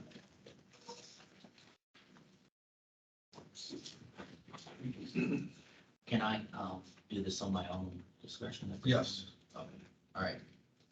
As the chair, I will grant the continuance. To the date certain, and those two. Yes, thank you very much. To date certain. For all three of those matters? Yes, please. Okay, thank you. December So that's- 22nd. Yeah, item number 2018 S-045, 2021 S-057, and 2021 S-004 will be continued to our December 22nd meeting.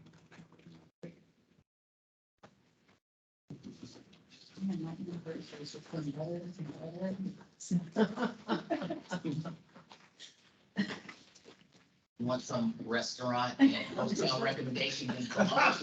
It's gonna be closed by the time. I mean, you just, you know. I already had my husband trout and kibasi last night. You don't feed that to your husband on your anniversary. How about them Buckeyes? Go Bucks. That's CJ Stroud, something. I've been trophy possible. Thank you. Thank you all for your Thank service. you. Is there anything further you need from us? No? Thank you. Have a good day. Thank you all. Oh, I'm just gonna say this. You're hungry? No. No, I'm not. There were too many Terrences in here. There were. Hard to. And then I guess I never noticed it. Oh, Lord. have mercy. Well, and my eyeballs are not looking. Punchy today. Okay, we're gonna go back to the, group considerations, from the very beginning. Yep. And we'll go down in the, order of the different categories. Okay, we'll start first, start with the first category, which is the recommendation for, withdrawn by the Board of Elections. I have received information from the Board of Elections in both cases, it's Cuyahoga, I believe, where they asked that these matters be withdrawn, and so they are withdrawn. I'll just kind of acknowledge that here on the record, that has occurred. Okay, no need for a motion. No need for a motion. Okay. Should we read it into the record, though, the two cases? Item 620 and 64, case numbers 2021 R-339 and 2022 R-059 have been withdrawn by the Board of Elections. Okay, the next category of cases, the executive director's recommendation is to dismiss for failure of a service. That would be case number 2020 R-383, 2021 R-092. Correct. And I recall, these are both circumstances where we have sent out multiple notices. Just 1 second. We have sent out multiple notices and gotten back repeated information. If you look at your ICW on item number, or on 2020 R-383, we sent out both regular mail and certified mail service, and they came back either unclaimed or unable to forward even the regular mail. Considering where we were previously on this case, and on 2021 R-092, same thing. We had 2 certified mail items come back as unable to forward, and 2 regular mail services as listed as undeliverable. So therefore, if we can't reach them, I'm recommending that we dismiss these cases for failing to serve. So Chairman, may I ask what the original violations were? Failure to file annual reports. I see the most recent 2020 annual. I'll go back and check the other one. I think it was a 19 annual. Yep, So what would happen in that case? They just never get filed potentially? that potentially never get filed, yeah. And I have not had conversation. We did get Mr. Body back in 2018. We found a violation and imposed a per diem fine. But the last 2019 case that we had for failing to file an 18 annual was also dismissed and failed for failure of service. And, as we're going back and forth with the board, if they are aware of updated mailing and, change of voting registration and so forth, they'll provide us that information. And so I'm not looking at the file, but I'm guessing if we had any updated information from the board, we've tried to serve it any updated information. They may not have any, and this person may have moved out of county, out of state. They don't have any. This may cause me to have to recuse myself. But I just saw a picture of his baby on Facebook the other day. Oh. He played college football with my husband, so I don't know if there are other means of connecting with people or if this is just, We will try a variety of I different. don't think they've moved out of state. Okay, we will try a variety of different sources as they are presented to us. Email, whatever, I haven't used Facebook before. Yeah, Okay, interesting. So, I think, in my understanding, you're saying that we don't dismiss? I'm not making a recommendation, just purely because I know this person and old college files, I would probably not say anything, but it's just, I didn't know if we have scenarios like this, what is the, you just stop communication at some point if you've tried all of your normal channels, and then is that the end of the road? Just curious about the process more or less. And if they were to run again, would there be? And that's what I was. There is, we do have one case that's not on the agenda today. It will be, well, it was from August. It was continued from August, and it'll come back again, 2022 R-230. So we can try again. Oh, it's the same party? Interesting, okay. Yep. I mean, they're running for office. Go ahead. Yeah, Mr. Chairman, or Mr. Executive Director, I guess my question as a follow-up to the Commissioner's point about Facebook, et cetera, do we have a policy that says only US mail, certified or regular? That's our process. We do that, I'm just. That's our process, yeah. That was laid out all those years ago when we first did this. which Well, was- and the other reason is not everybody has Facebook, LinkedIn, Oh, yeah. Twitter, et cetera. And so would it be fair if that's not the normal for US residents? What, we'll face this next Thursday, in a matter, but we're looking to get anybody even to reach out to us to, to try and make that kind of contact, and more or less use that. And, in the case of whatever for us next week, we were not being, the complaint was also checking on service on one of the particular respondents in a matter that would come up. And she discussed with me the other day, she moved to Chicago, they had Cincinnati addresses, Chicago addresses for her. And we were not getting service on our certified mail. I don't know if we ever sent out regular mail, but she reached out to me last week and I discussed it with her. And either on Monday or Tuesday this week, I sent her a copy of the complaint. So she asked for that. So we have service from that person because she has indicated to us her interest in, participating in the case. And so, we'll use that when we have it, because every once in a while we get somebody like that where you don't get the green card back, let's say, but somebody will reach out and say, I want to do this, or could you give me more information? At which point we'll do that, and that becomes part of the file to show that we have contact information for that. I think most of the time guidelines for, method of service are more for a minimum, which you must do as opposed to a restriction on what you have to do. So, I don't think you could run into a scenario where someone can say that, well, this isn't what you usually do, so the service is no good. Mr. Chairman, It's a minimum. yes, is the process.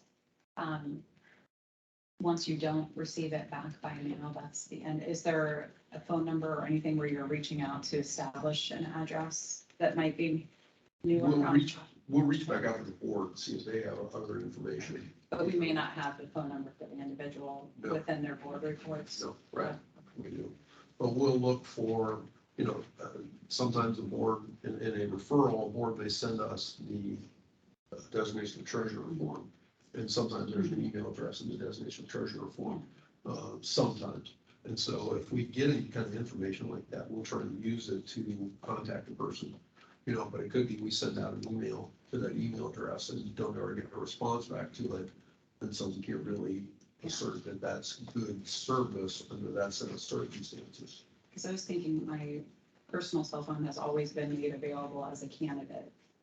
That's public information once you file your candidacy, and so maybe that is a place where we could utilize to find a relevant address, because I would think most people don't want this hanging over their head, not even knowing it exists, especially if they have intentional pursuit of office in the future. Chairman, on that point itself, so if they were to run for office again, certainly then we would have some updated address, because the board would then have a little tickler file or something that let them know that that person has these violations, and they would seek an address to the treasurer, and generally there's the candidate's address as well. Some campaigns have deputy treasurers, so you have more than one source. Does it have to just go to the treasurer? No, Okay. no. Again, we'll try and use any resources we have to get in touch with somebody when it's provided to us. Okay, it's fine. I have a question for Sharon, the basic director, just out of curiosity. By dismissing these cases, whether it be Mr. Body or whomever, if the case is dismissed for failure to service for any reason, and that individual would go to run again, would it show up as a pending? Because now it's been dismissed, right? It, certainly it's in our records, but it wouldn't, it shows that it's out there, I guess you would say.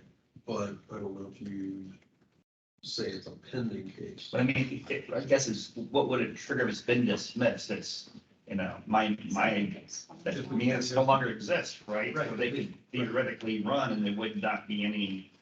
Well, they can run regardless of what we do. What the one preclusion out there in statutes is if somebody runs and wins, if they don't file a campaign finance report, the board can withhold their certificate of election or nomination. That's what the statutes allow. Nothing more than that. And, some boards, I think, will use that as a hammer. Others either may not, or the other thing that can occur is, I always go back to using, at least my days back in, not that I'm living in Cincinnati anymore, but after the election in the beginning of beginning of November, if somebody won election in the city of Cincinnati, they took office as of December 1, I think it was. Well, your post-election report isn't due until sometime in mid-December. And there's not a lot of those offices, but every once in a while you get an office where somebody could potentially take office before a post-report is due. And they would get their certificate of election prior to the due date for a filing. That's rare, I think, in Ohio, but it can occur. Thank you. Thank you. We can't go back and say, oh, these are two cases. Once we've dismissed them, we basically erase them from our agenda. We can't come back on them. We have, let's put it that way. It's never become an issue. And sometimes it's never become an issue because, like I said, we've got a 2022 case sitting out there that wasn't on the continuing agenda today as I look at the database. And so we'll get another potential bite at the apple here. Oftentimes that's what can occur. And so I held off making these kind of recommendations for a long time before discussing situations with the commission. This is going back a number of years. And finally saying, I believe this is the best approach. It may not be a great approach, but it's the best approach when you can't get somebody to just go ahead and continue because likely it is. Like I said, these were for the failing to file I think it was the 19 and 20 annual reports. I'm sure the 21 or the 22 case that we have is for the 21 annual report. They didn't file the others. They're probably not going to file another one. We'll get another case to try and track them down. And it happens every now and then. So. Thank you.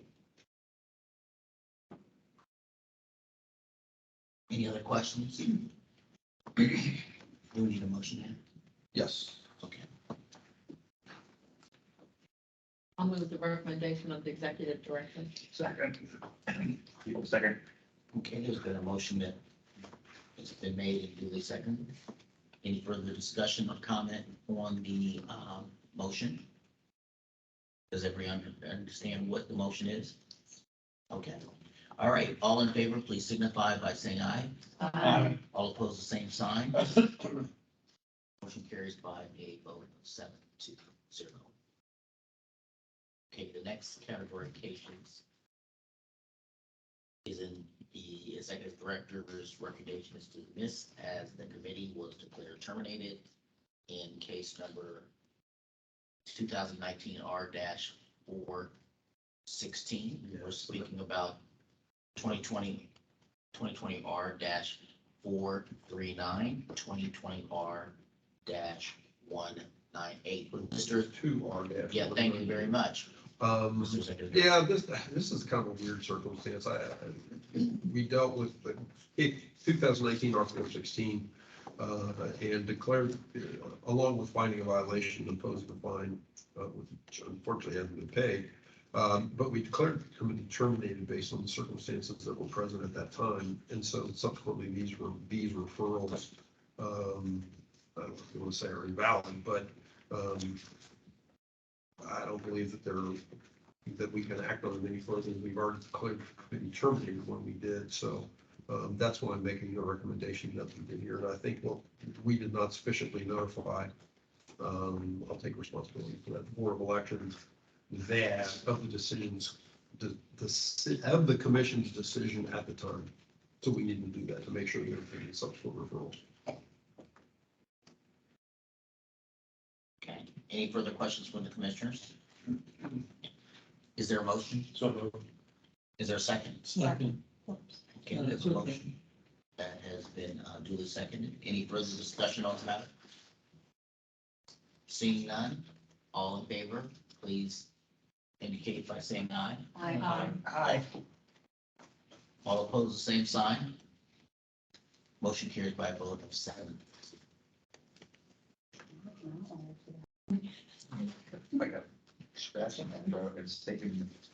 Okay, the next category, the executive director is recommending to dismiss the cases intended to be consolidated with case number 2022 R-089. That was decided on June 30th, 2000. I really do use the spell check when I get. That will be case number 2022 R-052. Correct.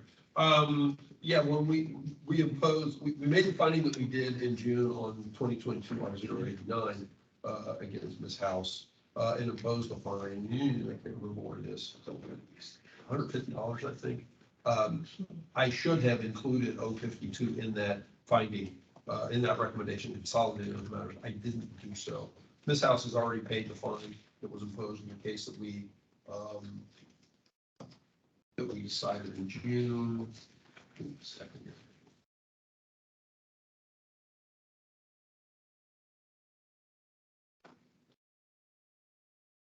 You did 11, Yeah, 10, 11. Mr. Chairman, so the fine would have been all encompassing, including this violation was intended to cover it. That We was just what didn't- I- It was administrative. That's what I should have done and why. I mean, considering it's a 89 is obviously higher than 52. I would,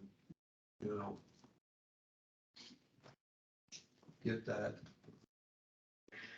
Violation imposes a fine. We imposed a fine of $50. Right. I intended to consolidate these, so for some reason, I wish I knew, I didn't do it. She had one other prior case in which we found good cause that was bad. TR. What's the differential of the violations? This was for an addendum. Let's see what it says. This one was for, or no, I'm sorry. This one is for a late filing of the 2021 Post General Report. The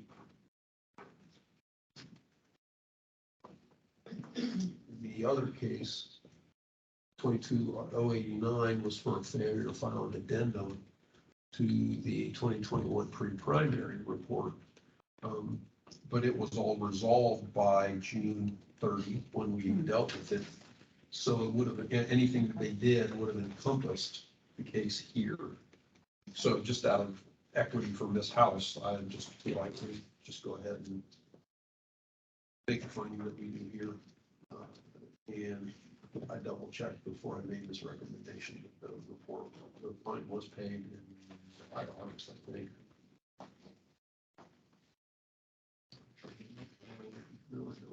Just 10, 11, it was fine. It was paid $50 fine. So moved. Second. There's been an appropriate motion and has been duly seconded. Is there any further discussion on that motion? Seeing none, all in favor signify by saying aye. Aye. All opposed, the same sign. Motion carried by a vote of 7-2. Okay, in the next category, cases of the executive director recommended that we find a violation but for good cause, not including a fine or penalty. That will be in case number 2021R-295, 2021R-436, 2021R-469, and 2022R-137. Mr. Executive Director. Generally speaking, these are cases where the report was late, but it was filed within about a week or so of the election. A response was submitted to the commission that on which I could rely to make this good cause recommendation, not feeling that a imposition of fine was appropriate. Let me double, I want to feel like there was at least one where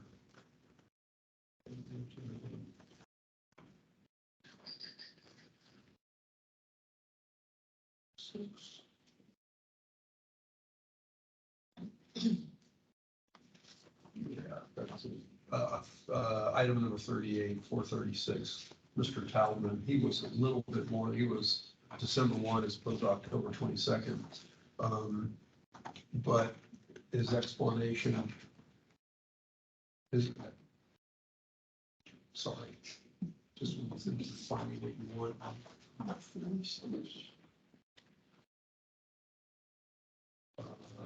His explanation, he was a first-time candidate, not aware of all the filing obligations. His wife was his treasurer, and at the time for the filing due, she was expecting their first child, who was born during this period of time. After birth, things became a bit difficult. Thought that might be appropriate for everybody around here, particularly Mr. Hughes. And so I'll admit to being somewhat influenced by that response to give the guy a little bit more of a break. You know, you're all welcome to tell me that I'm crazy, but that's kind of where I'm coming from. And I didn't figure I'd have too much argument from some of the members of the commission here. Not that you're crazy. Picture. I want to understand. Accurate. Exactly. So that's my those are my, I wanted to point out the one though, that was outside of our normal, or my normal now, kind of week to 10 days to 2 weeks period of time for filing reports. I'll move the executive director's recommendation, Mr. Chair. Second. There's been a motion that's been duly seconded. Any further discussion? Seeing none, all in favor signify by saying aye. Aye. All opposed, same sign. Motion carried by a vote of 7-0. The sucker sometimes for some kind of wellness explanation. In the next category, the recommendation by executive director is for a $50 fine. Addressing case number 2021R-330, 2021R-356, 2021R-391, 2021R-339, and 2021R-417. Mr. Executive Director. These are cases where the report was filed, a response was submitted, but the filing was made somewhere beyond the 10-day to 2-week time period in time. And so I believe it appropriate to impose some sort of monetary sanction, and I've chosen $50. Mr. Chairman, that one was 399, not 339. From number 32, Eric Walterman. So noted. So moved. Second. There's been a motion that's been duly seconded. Any further discussion on the motion? Seeing none, all in favor signify by saying aye. Aye. All opposed, the same sign. Motion carries by a vote of 7-0. The next category is in the $150 fine category. We're dealing with case number 2021R-355, 2021 R-427, 2022 R-036, 2022 R-115. Mr. Executive Director. These are cases where the report was filed, but it was beyond a week, 2 days, week, 10 days, 2 weeks, period of time. And a response has not been submitted to the commission without some sort of an explanation given to me. I believe that a fine amount of $150 is appropriate. Any discussion from the commissioners? So moved. Second. Okay, there's been a motion that's been duly seconded. Any further discussion?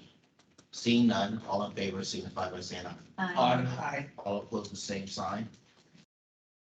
Motion carries by a vote of 7-0. The next category is in the $200 fine category. We have case number 2021 R-120, 2021 R-365, 2022 R-079. Mr. Executive Director. These are generally speaking cases where someone has was referred for either a failure to file or a late filing, has subsequently filed a report, but was substantially late in doing so. Also, they had at least one prior case before the commission in which the commission imposed some sort of a sanction. Whether it was a $50 fine or a $25 per day fine, but reports have now been filed, and so they're in compliance according to the Board of Elections. Reports have been made, but no response has been submitted to the commission that I can rely on because of that other prior violation. I believe a $200 fine is appropriate. Any discussion or questions for the Executive Director by the commissioners? Is there a motion? So moved. Second. Okay, there's been a motion that's been duly seconded. Any further discussion on the motion? The choir. Seeing none, all in favor signify by saying aye. Aye. All opposed, the same sign. Motion carries by a vote of 7-0. Okay. All right, the next category, the Executive Director's recommendation is for a violation of $400 fine and declare the committee terminated. We're dealing with case number 2021 R-332. In this particular case, a response was submitted to the commission by counsel for Mr. Lytle. The counsel actually being the former chairman of the commission, who indicated that Mr. Lytle, I can't remember the exact reasons as I sit here without looking at the outline, but he can't, I can't remember whether he was things were lost. He's not been able to balance his campaign finance reports. That's the thing, records were destroyed in the basement of a flood. I was gonna say, I had a feeling this was. No, this is another one. This was. And then the bank, which was used by the candidates, Right, the bank subsequently gone out of business. And no It's like records. countryside. And so he's out of balance and he can't, and he's out of balance and can't balance. Last active balance was approximately $475. I've gone back to the council, or well, former council I'm talking about, former chairman of the commission, is a gentleman by the name of Greg Haught. And Greg was working with this, and I advised him of what my recommendation would be, and he's satisfied on behalf of his kind client. Greg was an attorney, but he's not necessarily licensed anymore. And so he was just trying to help out. I have a good relationship with Greg, but anyway, he can't balance. I talked to staff at the Mahoney County Board yesterday. I've called them on not only this issue, but another one, and they're in agreement with this recommendation because they'd like to see this go away. Because he can't he can't bring his report into compliance. And so I'm very comfortable with and there's a prior case out there. Actually, the more the fine amount is due to the fact that it's out of balance. And something needs to be done. So my recommendation, again, is to find a violation, impose a $400 fine, and also declare the committee terminated. Second. Okay, we have a motion that's been duly seconded. Any further discussion or questions? Seeing none, all in favor signify by saying aye. Aye. All opposed, the same sign. Motion carries by a vote of 7-0. Okay, the next category of cases is to the executive director's recommendation is to reconsider case number 2021R-223. Yeah, and that's okay. Reconsider the. Wait, hold on. You spoke with, did I go to the wrong area? Did you skip Dudley, the 650 fund?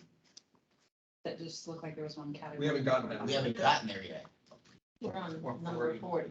Okay. Oh, sorry, I'm jumping again. Okay, yeah, you kind of confused me. Once in a while. It's all right. Actually, I heard Commissioner Tavares' voice. I think she can. I heard her voice out there and I was like, wait a minute. I'll make the trust, but you're like, ignore Megan, but tomorrow. He's like, wait a minute. We're having entirely too much fun. We are. Just one of All those right, I'm days. sorry, Chairman. Okay, I'm going to reread that. Is it the recommendation of the executive director to reconsider case number 2021R-223, vacate the previous finding, consolidate the cases, find a violation, and impose a fine of $400. This is in case number 2021R-454. Thank you very much. We got information from the board that the reports were filed. They were filed in December when the semi was originally due in July. It also encompassed the prior case for the 2020 annual. And so there's a prior matter out there in which the commission found a violation and imposed a $150 fine. So I'm just trying to consolidate these two matters together and impose a more substantial fine and get that fine paid. Since the candidate, or not the candidate, the treasurer for the committee has filed these reports. And I guess to the best of my knowledge, the committee is in compliance at least as of December 15th of 2021. Okay, any further discussion? Is there a motion? So moved. Is there a second? Second. Okay, there's been a motion that's been duly seconded. Any further discussion? Seeing none, all signify by saying aye. Aye. All opposed? Hearing none, the motion carries 7-0. Okay, the next category is the executive director's recommendation is for a $650 fine. We're speaking about case number 2021R-414. Mr. Executive Director. If you look at this, there are a variety of prior matters that have involved this committee. The last one was decided in July of 2020, where we found a violation, imposed a fine of $300. Back again. See.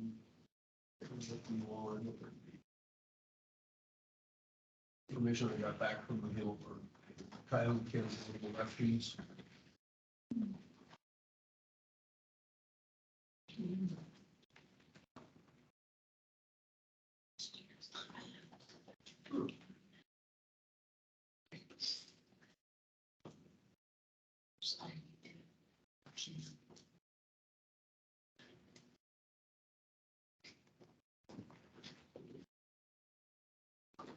I got information to go with slides.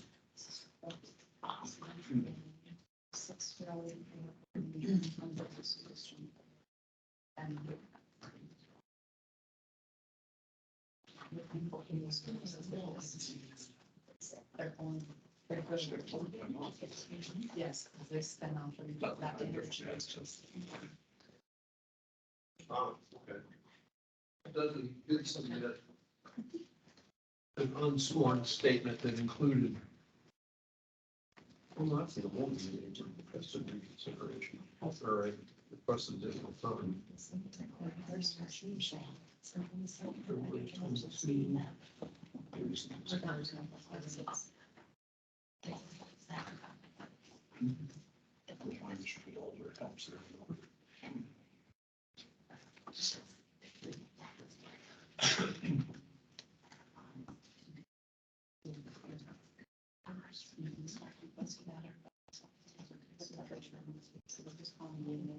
I'm just in there again. I believe it's different as my usually.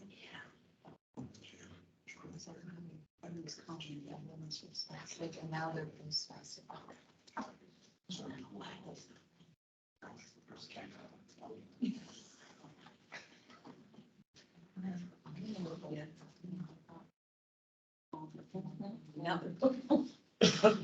it is. Okay. It's out of order based on what I sent to them.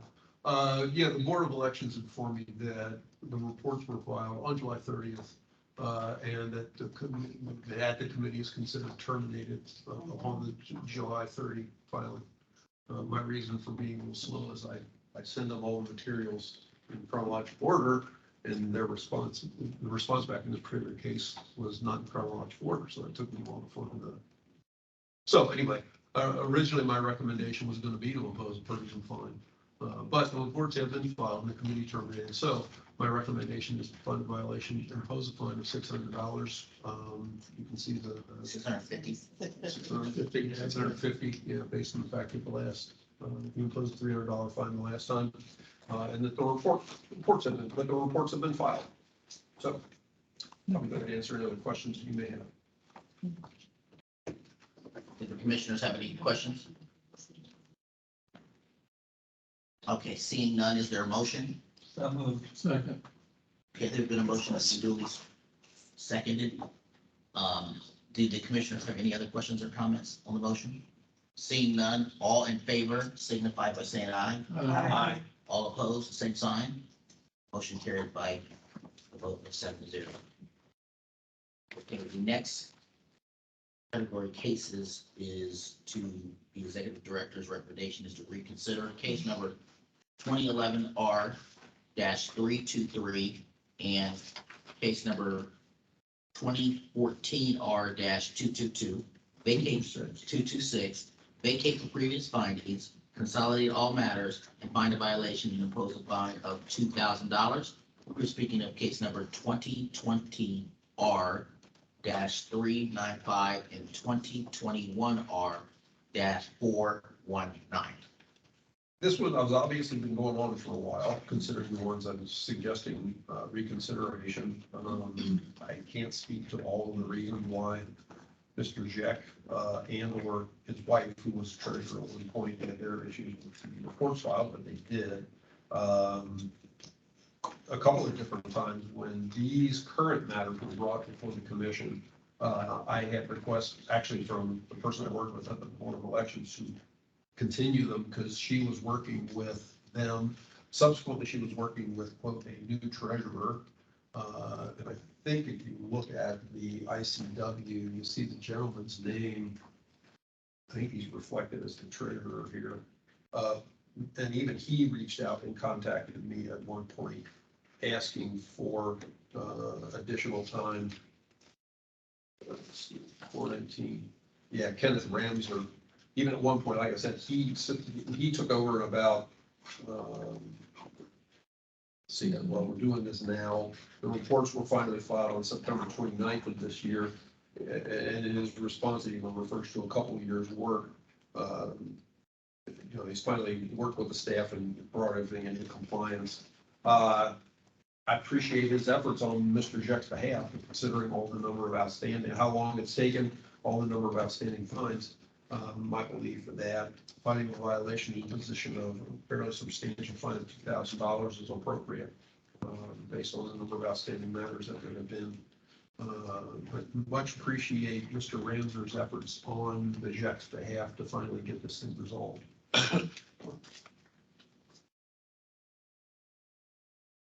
Okay, any further discussion? Okay, is there a motion?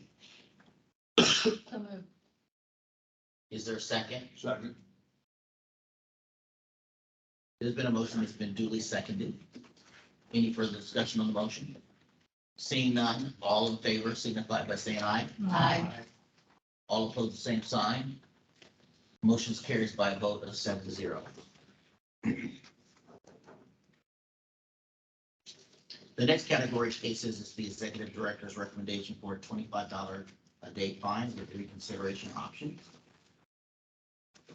We are speaking about Case number 2021R-307, case 2021R-331, case 2021R-333, case 2021R-374, case 2021R-426, case 2022R-048, case 2022R-054, and case 2022R-113.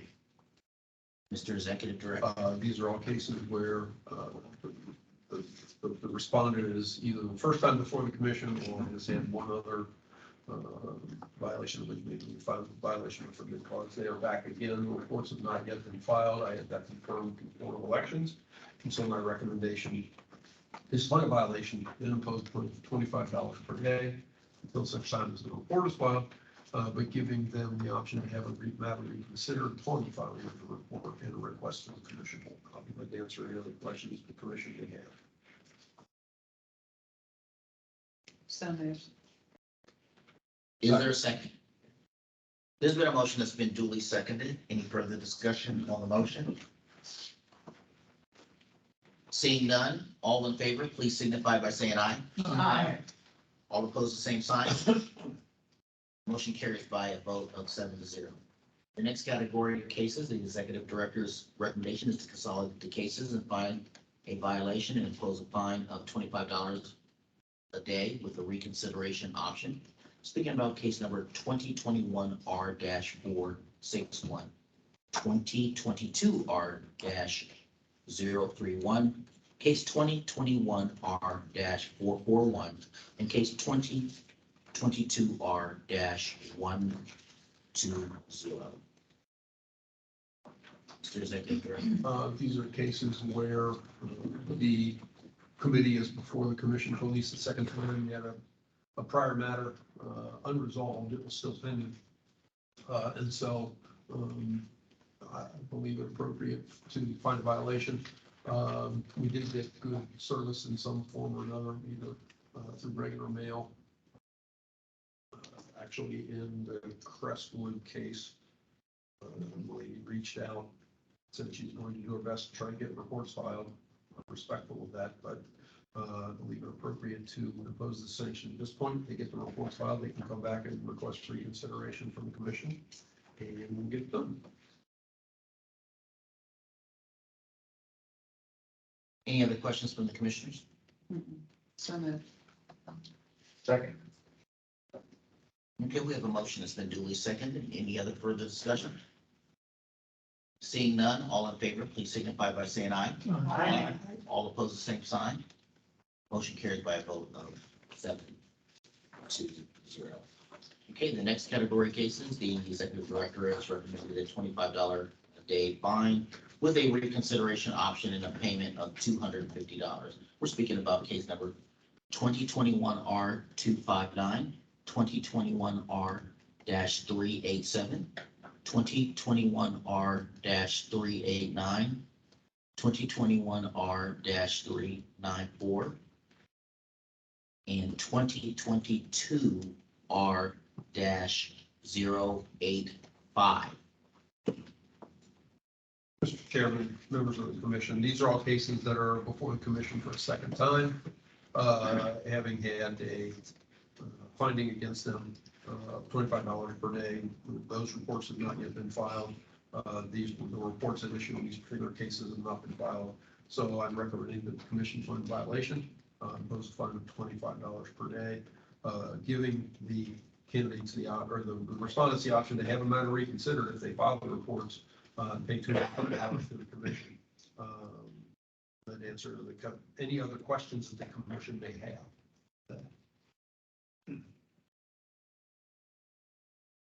Okay. Any questions? So moved. Second. Okay, there's been a motion that's been duly seconded.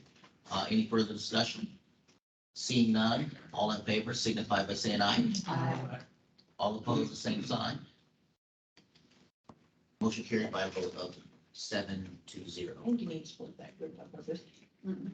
Mine were fine. The next category of cases, the executive director has recommended a $25 a day with a reconsideration option with payment of $600. We're speaking about case number 2021-R-106. Mr. Executive The last Director. time this matter was before the commission in 2019, the commission found the violation, imposed a $300 fine. That fine has not yet been paid. According to the board, this report at issue here has not been paid, or I'm sorry, the report has not been submitted at this point. So I'm recommending the commission find a violation, impose a $25 per day fine, and to give the respondent the option to have the matter reconsidered by the payment of $600, which would be inclusive of that fine amount in the prior case.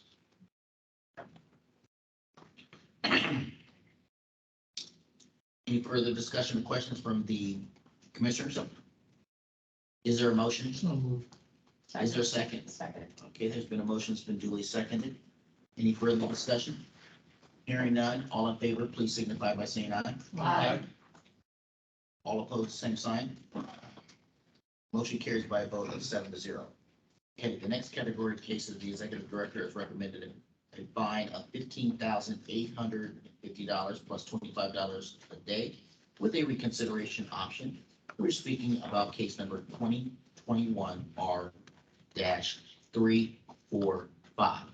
So executive director. This is, we've had prior matters involving this committee and this treasurer. Not that I take into consideration anything individually against him as it relates to here, but the PAC has had prior violations in which the commission has imposed $25 per day. $25 per day, giving you the option to have the matter reconsidered with a $250 fine. Looks like one case was dismissed when we didn't get service here. We're able to claim that we didn't get service on a couple of different mailings that we made. So my recommendation is to impose a fine of $15,850, which is $25 per day if the report was due until today's date. And also including a $25 a day fine on in the future until such time as the reports are filed. I'll be glad to answer any other questions the commission may have. Mr. Chairman, here to ask the question, the executive director. Yes. So on this matter, is this obviously with the $25 adding up to the same total, is this also dated back to like 2014 as the other case was? And I guess the only question we have is if that's the case, what is the differentiation of when something gets turned over to the Secretary of State versus not, or the Attorney General versus not? Yeah, in this particular case, the $15,850 represents the original due date to today. The $25 a day goes on into the future, so that when we refer to the AG's office, we take whatever that amount is at that time and include that amount to it. But no, it doesn't go. This is just for, I think this was for failing to file an addendum, which was due in June of 2021. I think, just in looking back at it. You have them listed 17, 18 annual, 19 semi, 19. Yeah. 19 annual, 20 semi-annual. At what point do we refer that? We'll get, we're a little behind in doing that, as we kind of discussed, but, you know, we normally send out another notice, just kind of saying, hey, we're going to refer you, so go apply, and then shortly after that, and normally we give them about 45 days from the date that we send out this determination letter, which will be about 2 weeks or so from today. Thank you. Yeah, and I don't know either from Adam. I just was curious about Reasonable which they question. started and how it felt in the same category. Any further discussion? Is there a motion? So moved. Is there a second? Second. There's been a motion that's been duly seconded. Is there any further discussion on the motion? Okay, seeing none, all in favor, please signify by saying aye. Aye. All opposed, the same sign. Motion carries by a vote of 7-0. Okay, the next category of cases The executive director has recommended a fine of $63,400 plus a $100 a day with a reconsideration option. We're speaking about case number 2021-R-142 and case 2021-R-163. Mr. Executive Director. These are both referrals the commission received for the respondents failing to file their 2020 annual report, which was due on January 29th, 2021. The 63,400 represents the 634 days from January 29th, 2021 until today. And then continuing with $100 per day out into the future until such time as the reports are filed. I'll be glad to answer any other questions today. One question that Lisa Director of the Chair. Yes.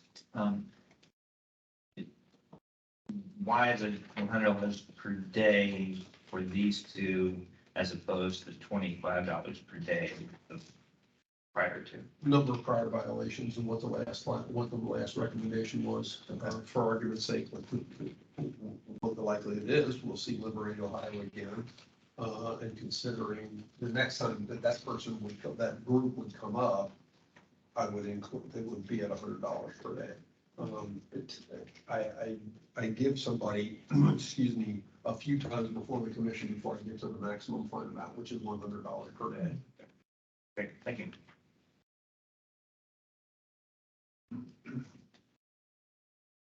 Okay. Any further discussion? Is there a motion? So moved. Is there a second? Second. Okay, there's been a motion that's been duly seconded. Any further discussion? Seeing none. All in favor signify by saying aye. Aye. All opposed, the same sign. Motion carries by a vote of 7-0. Okay, and all right, the next cases are involving a request to continue.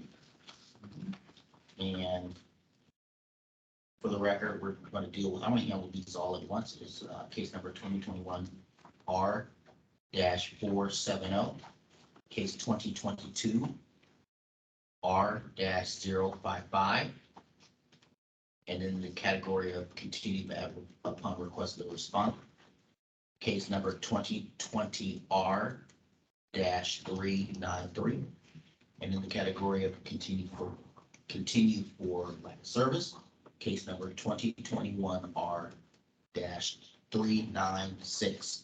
Okay, in my discretion of the chair, I will grant the continuance. Thank you. All right. All right, now to the other business. Could you hand me the minutes that we just signed? Chris.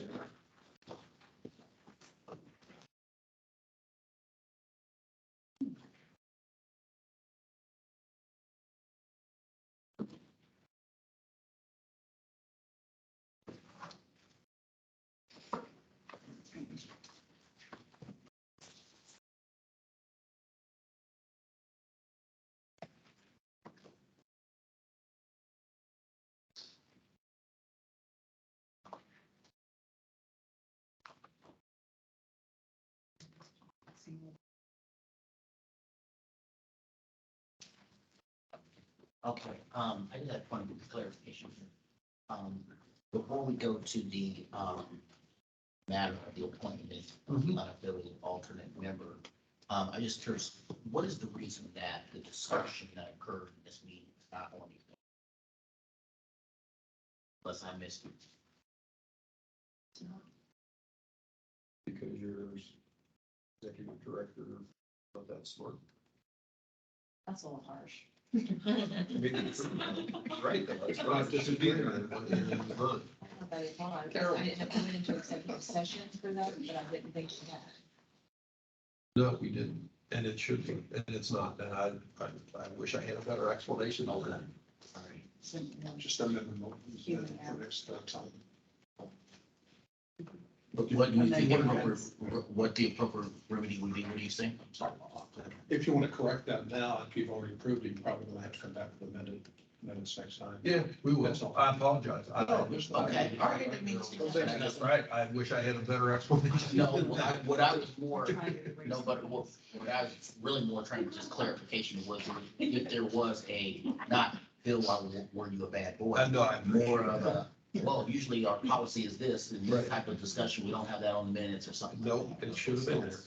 It should have been there, because the end line of the action was to continue consideration to this meeting and make a decision at this meeting. So that should be in here. And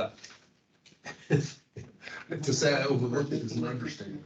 I wish I had a better explanation than that, but Well, guess what, it should be in there. As we all overlooked it. And I'm glad you brought that up, because I thought we were going to executive session, but then No. I'll take great correction. No, I will amend the minutes and circulate them for everybody's reconsideration, and we can have them back for approval at the next meeting. Now, Okay, so, go ahead. I'm assuming that this next section may take a few moments. Can we have a brief recess where people can run to Okay. get a water? About now, it's minutes. Yeah, exactly. Okay, we'll have a, Sorry. Yes. right. That's what Let's go get started. Okay, all right, let's have a, 10-minute break and turn to the road at 12:49 PM Eastern Time.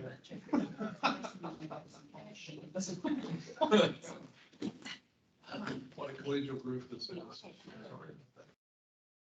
All in moderation. Taking ourselves too seriously. I wish I had a better explanation. You just went dodge, right? But down, it was outside of the door. Yeah, we just didn't think about it. We signed it, we read it, we did, and we brought it up at the time. Yeah, I have sweaters too. He's like, I have to check them out before I go. I know. For private. Well, you're right. I mean, we are purposely vague in the minutes, right? It's like, oh, they brought up this, a discussion ensued. I mean, you know, so I'm not used to the detail level of that's fine. You should get up and stretch. Yeah, Oh, well, boy, I was wrong on this. I thought we'd be done by 11:30. I wasn't even close. no.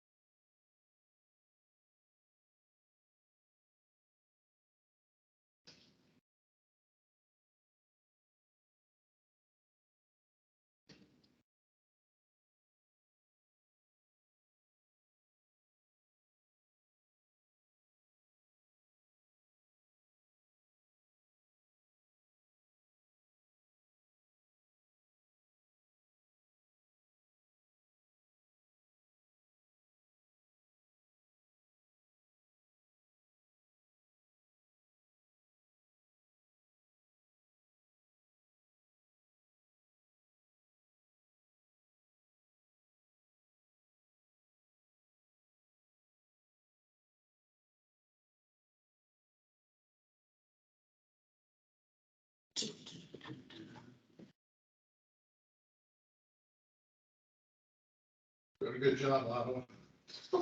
Getting us through all these sticky wickets and playing fields.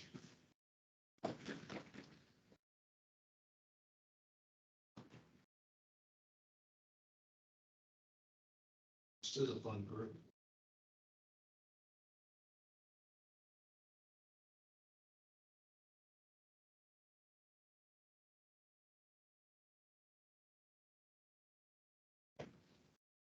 All right, I gotta sell all right. Again, you My never- seminar starts at 2 o'clock, so. You can never quite tell how long a commission meeting is going to last. You know, Yes, I know. when I drive in commission meetings, I always think about, well, this will be. Yeah. I'll go down 11:30, whatever it is, okay? Oh, yeah. Generally, I wasn't very good at the beginning, but I've gotten to be pretty good. I blew this one today. I said, I said 11:30, 11:45. I would have thought noon too. Yes. Without missing a beat, and that would have been a stretch, in my opinion. But here we are. You know, we shut it off. Here We we got are. a lot of questions and it got a little, Yeah. you know, got a little off kilter. Yeah, well, I think we helped this guy out. Hopefully, you know, when you put that call up there to Ashtabula, that'll be enough to. Yeah, I know, it'd be interesting to see what kind of response I would get. That is a haul from Ashtabula. I remember driving up there. That's about as far northeast as you It get. is. I mean, it borders on what, Erie County, Mhm. Pennsylvania? Yep. Yep, that's way up there. That's way up there. Yeah, this really good restaurant there, Rennick's. Yeah, it's good. Or Nashville? Yes. Never eaten that. It's like, Never it's, been there. I went to one time. What were you we doing in Ashtabula? I went to Geneva on Lake Okay. Oh, yeah. Lodge, Okay. and so then we had to go to Ashtabula because I have several friends that are from there. So I thought, let me see this place is like. You know, it's just right down the road Yeah. from Geneva on Lake. So then somebody told me about this Rennick's place. And it was really, I mean, really good. It was like a fine dining place Okay, cool. Yeah. in meat market. And something else there too. I've not been to Ashtabula. Anyone know if the legislature is in session?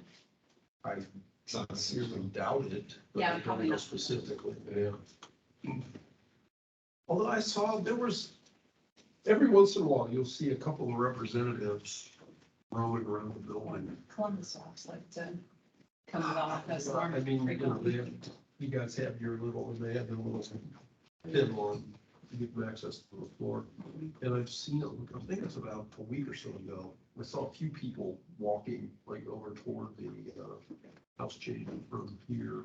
Could be They had a, constituents but and. yeah, I don't know what was going on there. Because I can't fathom they're going. Legislature, yeah, we're not in the season. Well, Right. the only thing, I know this is terrible, but I need to run over to the gift shop and I didn't want to get slowed down. Uh-huh. And if they're in, you've seen people Oh. never make it out of there, so like it's not today because I've got to get back to pick up. You should be fine.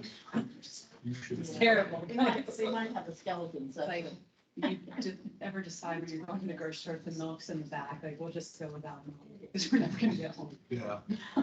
How long does it make to make the trip? 2.5 hours, yeah, it's about 2:20, no stops or no traffic, but it's not quite Ashtabula, No. but it's still a little. Yeah, and I used to do it every day, because after about the first few years when legislature, I'm like, I don't need lobbyist dinners, I don't need all this, I want to go home with my family. So I was driving home every day. So it was like, I would just get home in time to put my kid, well, my kid to bed, and then. Up in the morning, every 2.5 hours. Actually, yeah, I put a lot Just put an on. email if you want to send it. Yeah.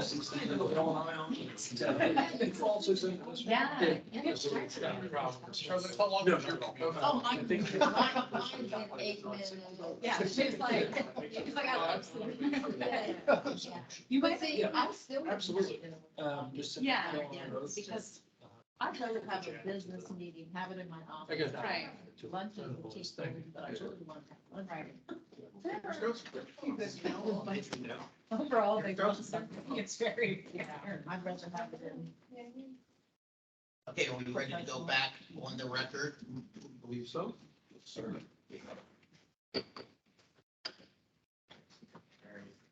I'll let the executive director, we're on the part of the appointment of the unaffiliated member. Correct.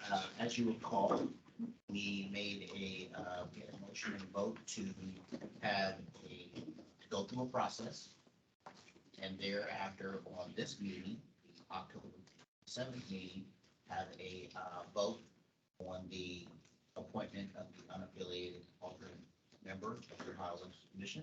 So this time, I will have the executive director speak about what has transpired, what process of steps were made in the interim period of time coming out of the last meeting. Correct.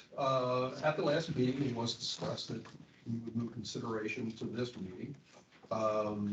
Chris and I were given certain direction that we carried out. The commission's website was changed to reflect what Chris did was put a little thing on the front page of the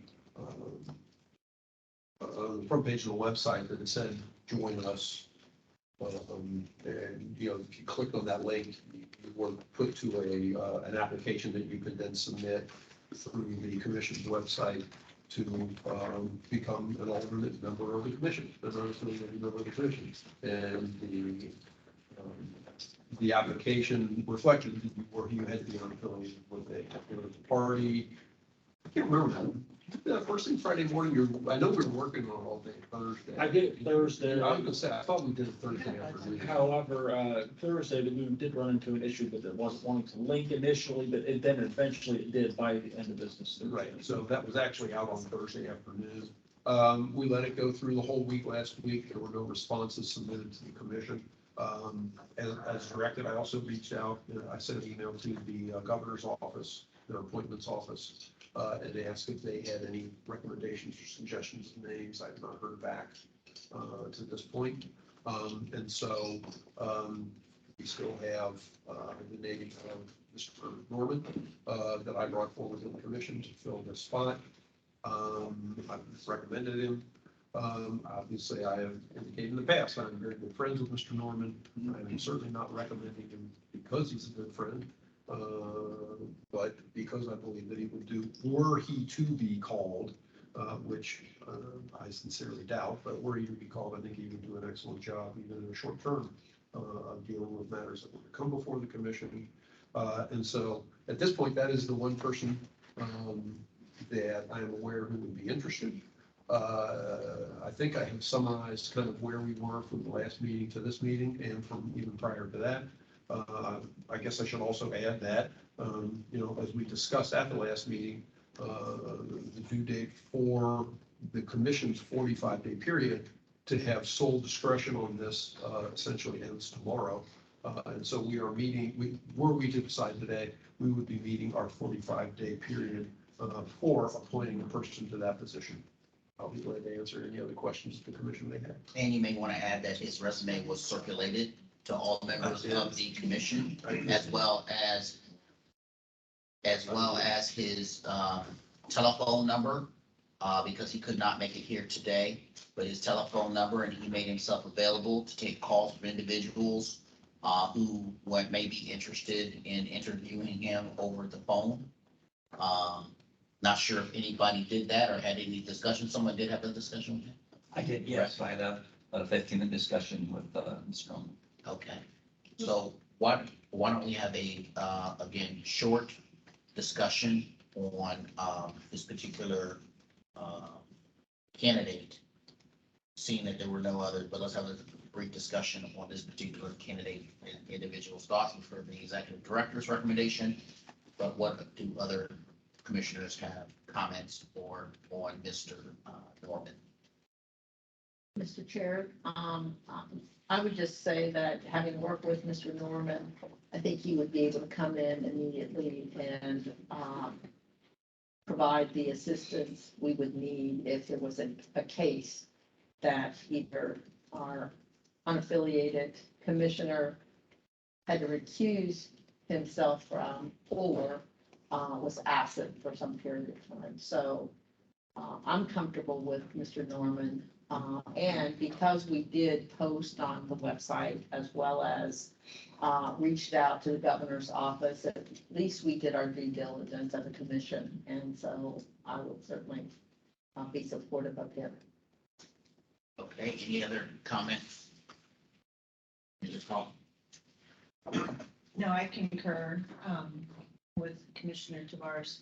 And I stated that at our last meeting, I do think that there's an advantage to coming in and having worked through this process before because there is a learning curve. So I think it would be really nice to have someone who could come in and be able to step into that easily because that's probably not going to be the same situation with maybe the other two. So I think it would be nice to have someone who has that background and that knowledge. And I, having worked with Mr. Norman, I have nothing but, you know, accolades for him and how he conducted himself and was able to conduct, you know, just the information and the wealth of knowledge he brought, I think is something that would be very valuable, should we need him in the future.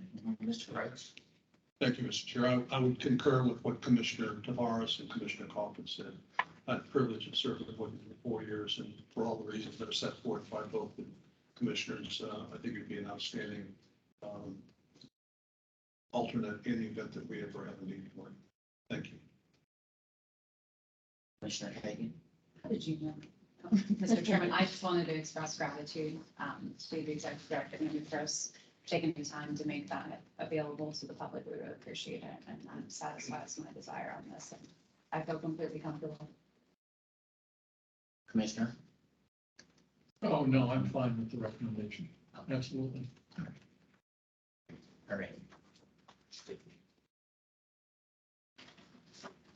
I'd like to call for the. Well, we need a motion to make that appointment. We need a motion and Did you second. have anything? He spoke on. Oh, okay, sorry. I'm sorry. I had, but, I mean, and not much, I haven't had the privilege of working with Mr. Norman. I had a great conversation with him yesterday. He's clearly, you know, overqualified. You know, it would be hard to come up with somebody that is, would be more qualified, kind of given the dynamics. I'm only one that had the conversation, having not met him before, just really around making sure, right, he had appropriate level of interest commitment, which he did, and I'm certainly comfortable with his appointment. Chairman, I'll move the recommendation to appoint Mr. Norman as the alternate for the unaffiliated seat. Second. Okay, we have a motion that's been duly seconded. Any further discussion on that motion? Okay. In this instance, I'd like to call for voice vote by Commissioner, please. We can definitely do that. Mr. Kreitz? Yes. Mr. Lyle? Yes. Ms. Hagan, Yes. Mr. Knight, Yes. Ms. Kaufman, Yes. Ms. Tavares, Yes. Chair Baby. Yes. That motion passes unanimously.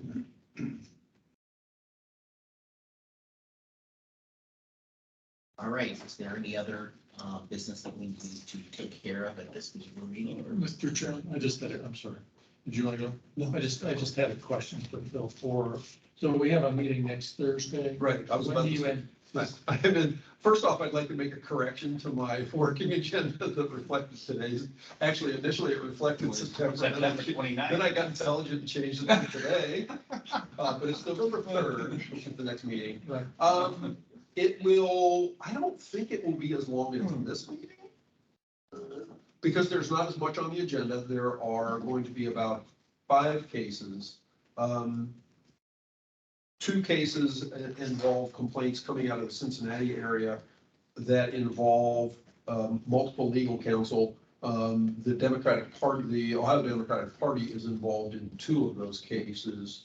And so those could take some time between the back and forth between all counsel. I don't know that I'll get my recommendation. Well, right now, were I to make a recommendation to you on them, it would be definitely to set the matters for hearing. As it relates to, and that's certainly possible to change. In one of the cases, we have received a response from one of the respondents. Mr. McTighe represents a respondent in one of the cases, but I haven't gotten any response from counsel on behalf of the Democratic Party yet. So. Who is counsel for the Democratic Party?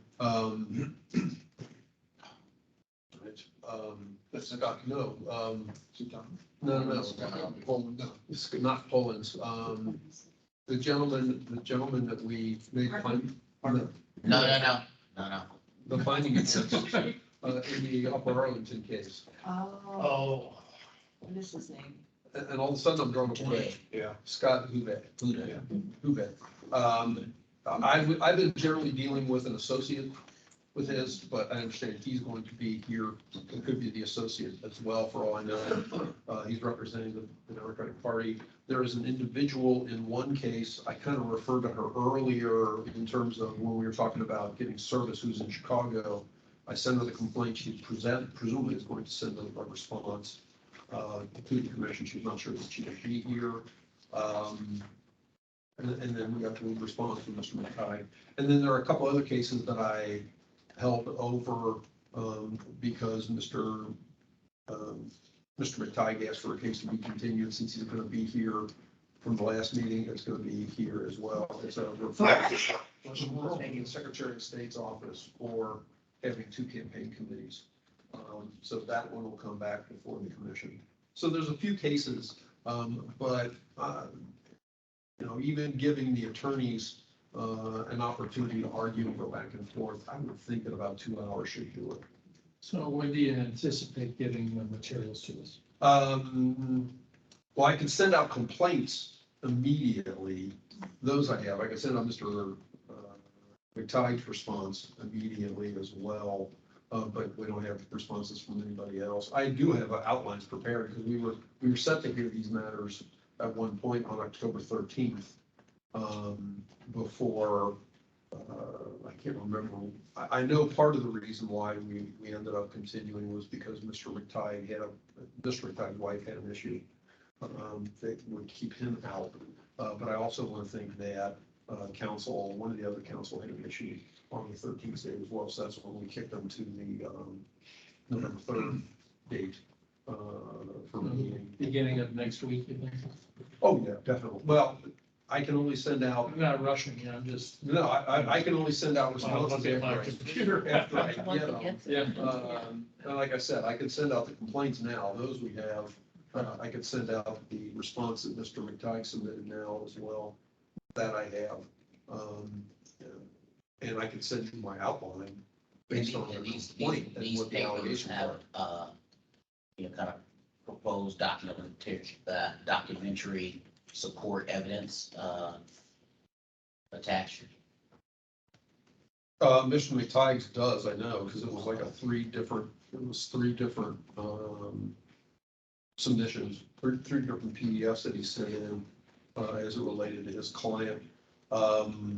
And the complaint is the complaint, and it's not a multi-page complaint. I know there were exhibits along with it of campaign finance reports. And so. Mr. Chair, it would be most helpful, and I know sometimes we get it, sometimes we don't, but it would be most helpful for the council to go ahead and provide you and then us copies of any proposed exhibits, well in advance of the trial, instead of dumping them on us the day of the hearing. Agreed. And no, I know you agree, and that should be, that shouldn't be a strange request because most of the litigators are required to do that anyhow. But I think it's most helpful, and I think it allows us to operate a little bit more efficiently and maybe move through the question and answer stage a little bit quicker too. I'll do my best to get the complaints out today to all you guys, so you'll at least have those. Okay. In hand.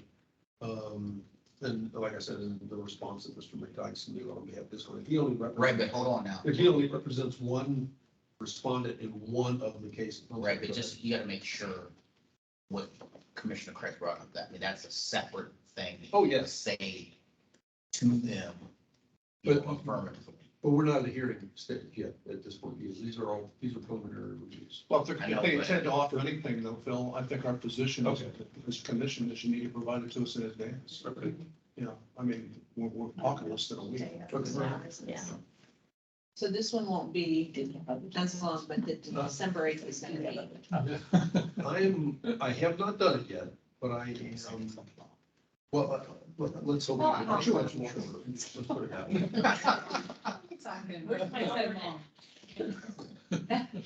I have a Vegas trip scheduled, but moved it to December 8th.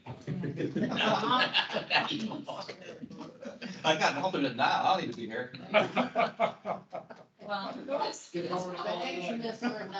makes a question of the chairman on the Christmas party. Maybe the Christmas party needs to be in November, coupled with a shorter meeting rather than at midnight after a longer meeting. We just. Well, you know, in this new age that we're in, many, It's the many newest parties members are that- virtual. Sending you the link. Virtual happy hour? I will send you the link. Oh, virtual. Party, Virtual. if you want to travel down. Wonderful. I'll do what I always do on those meetings. I'll put up my background and I will do dishes or laundry. Multitask. Yes. Okay, so the 8th, okay, to answer my question. So the Sorry. 8th probably will not be, the I- 22nd, we anticipate to be very. 22nd shouldn't be too bad. I'm not sure about the 8th. Okay. And I would like to think that it could be shortened further, but it will take some work and I'm not sure that that'll be accomplished. I'm not trying to No, I understand. lengthen it. I just want to, you know, what I mean, it's just always nice to have a gauge of. I understand. The next week, you figure typical time frame. Yeah. Yeah, because it's preliminary reviews. So, Virtual meeting, control these lawyers. is what you're doing. So you should do it. I did it. You can do it. Good luck with that. All right, is there any other business? I gotta go on one call. All right, is there a motion to adjourn? So moved. Second. Okay, all in favor, signify by saying aye. uh, Yeah, so reflexes. We've been retraining. yeah. Safe travels all. In a week. Nice travel. I didn't want this. At least the weather's. Yeah, that's beautiful. You still have some leaves. Thanks for the whole. You have a few.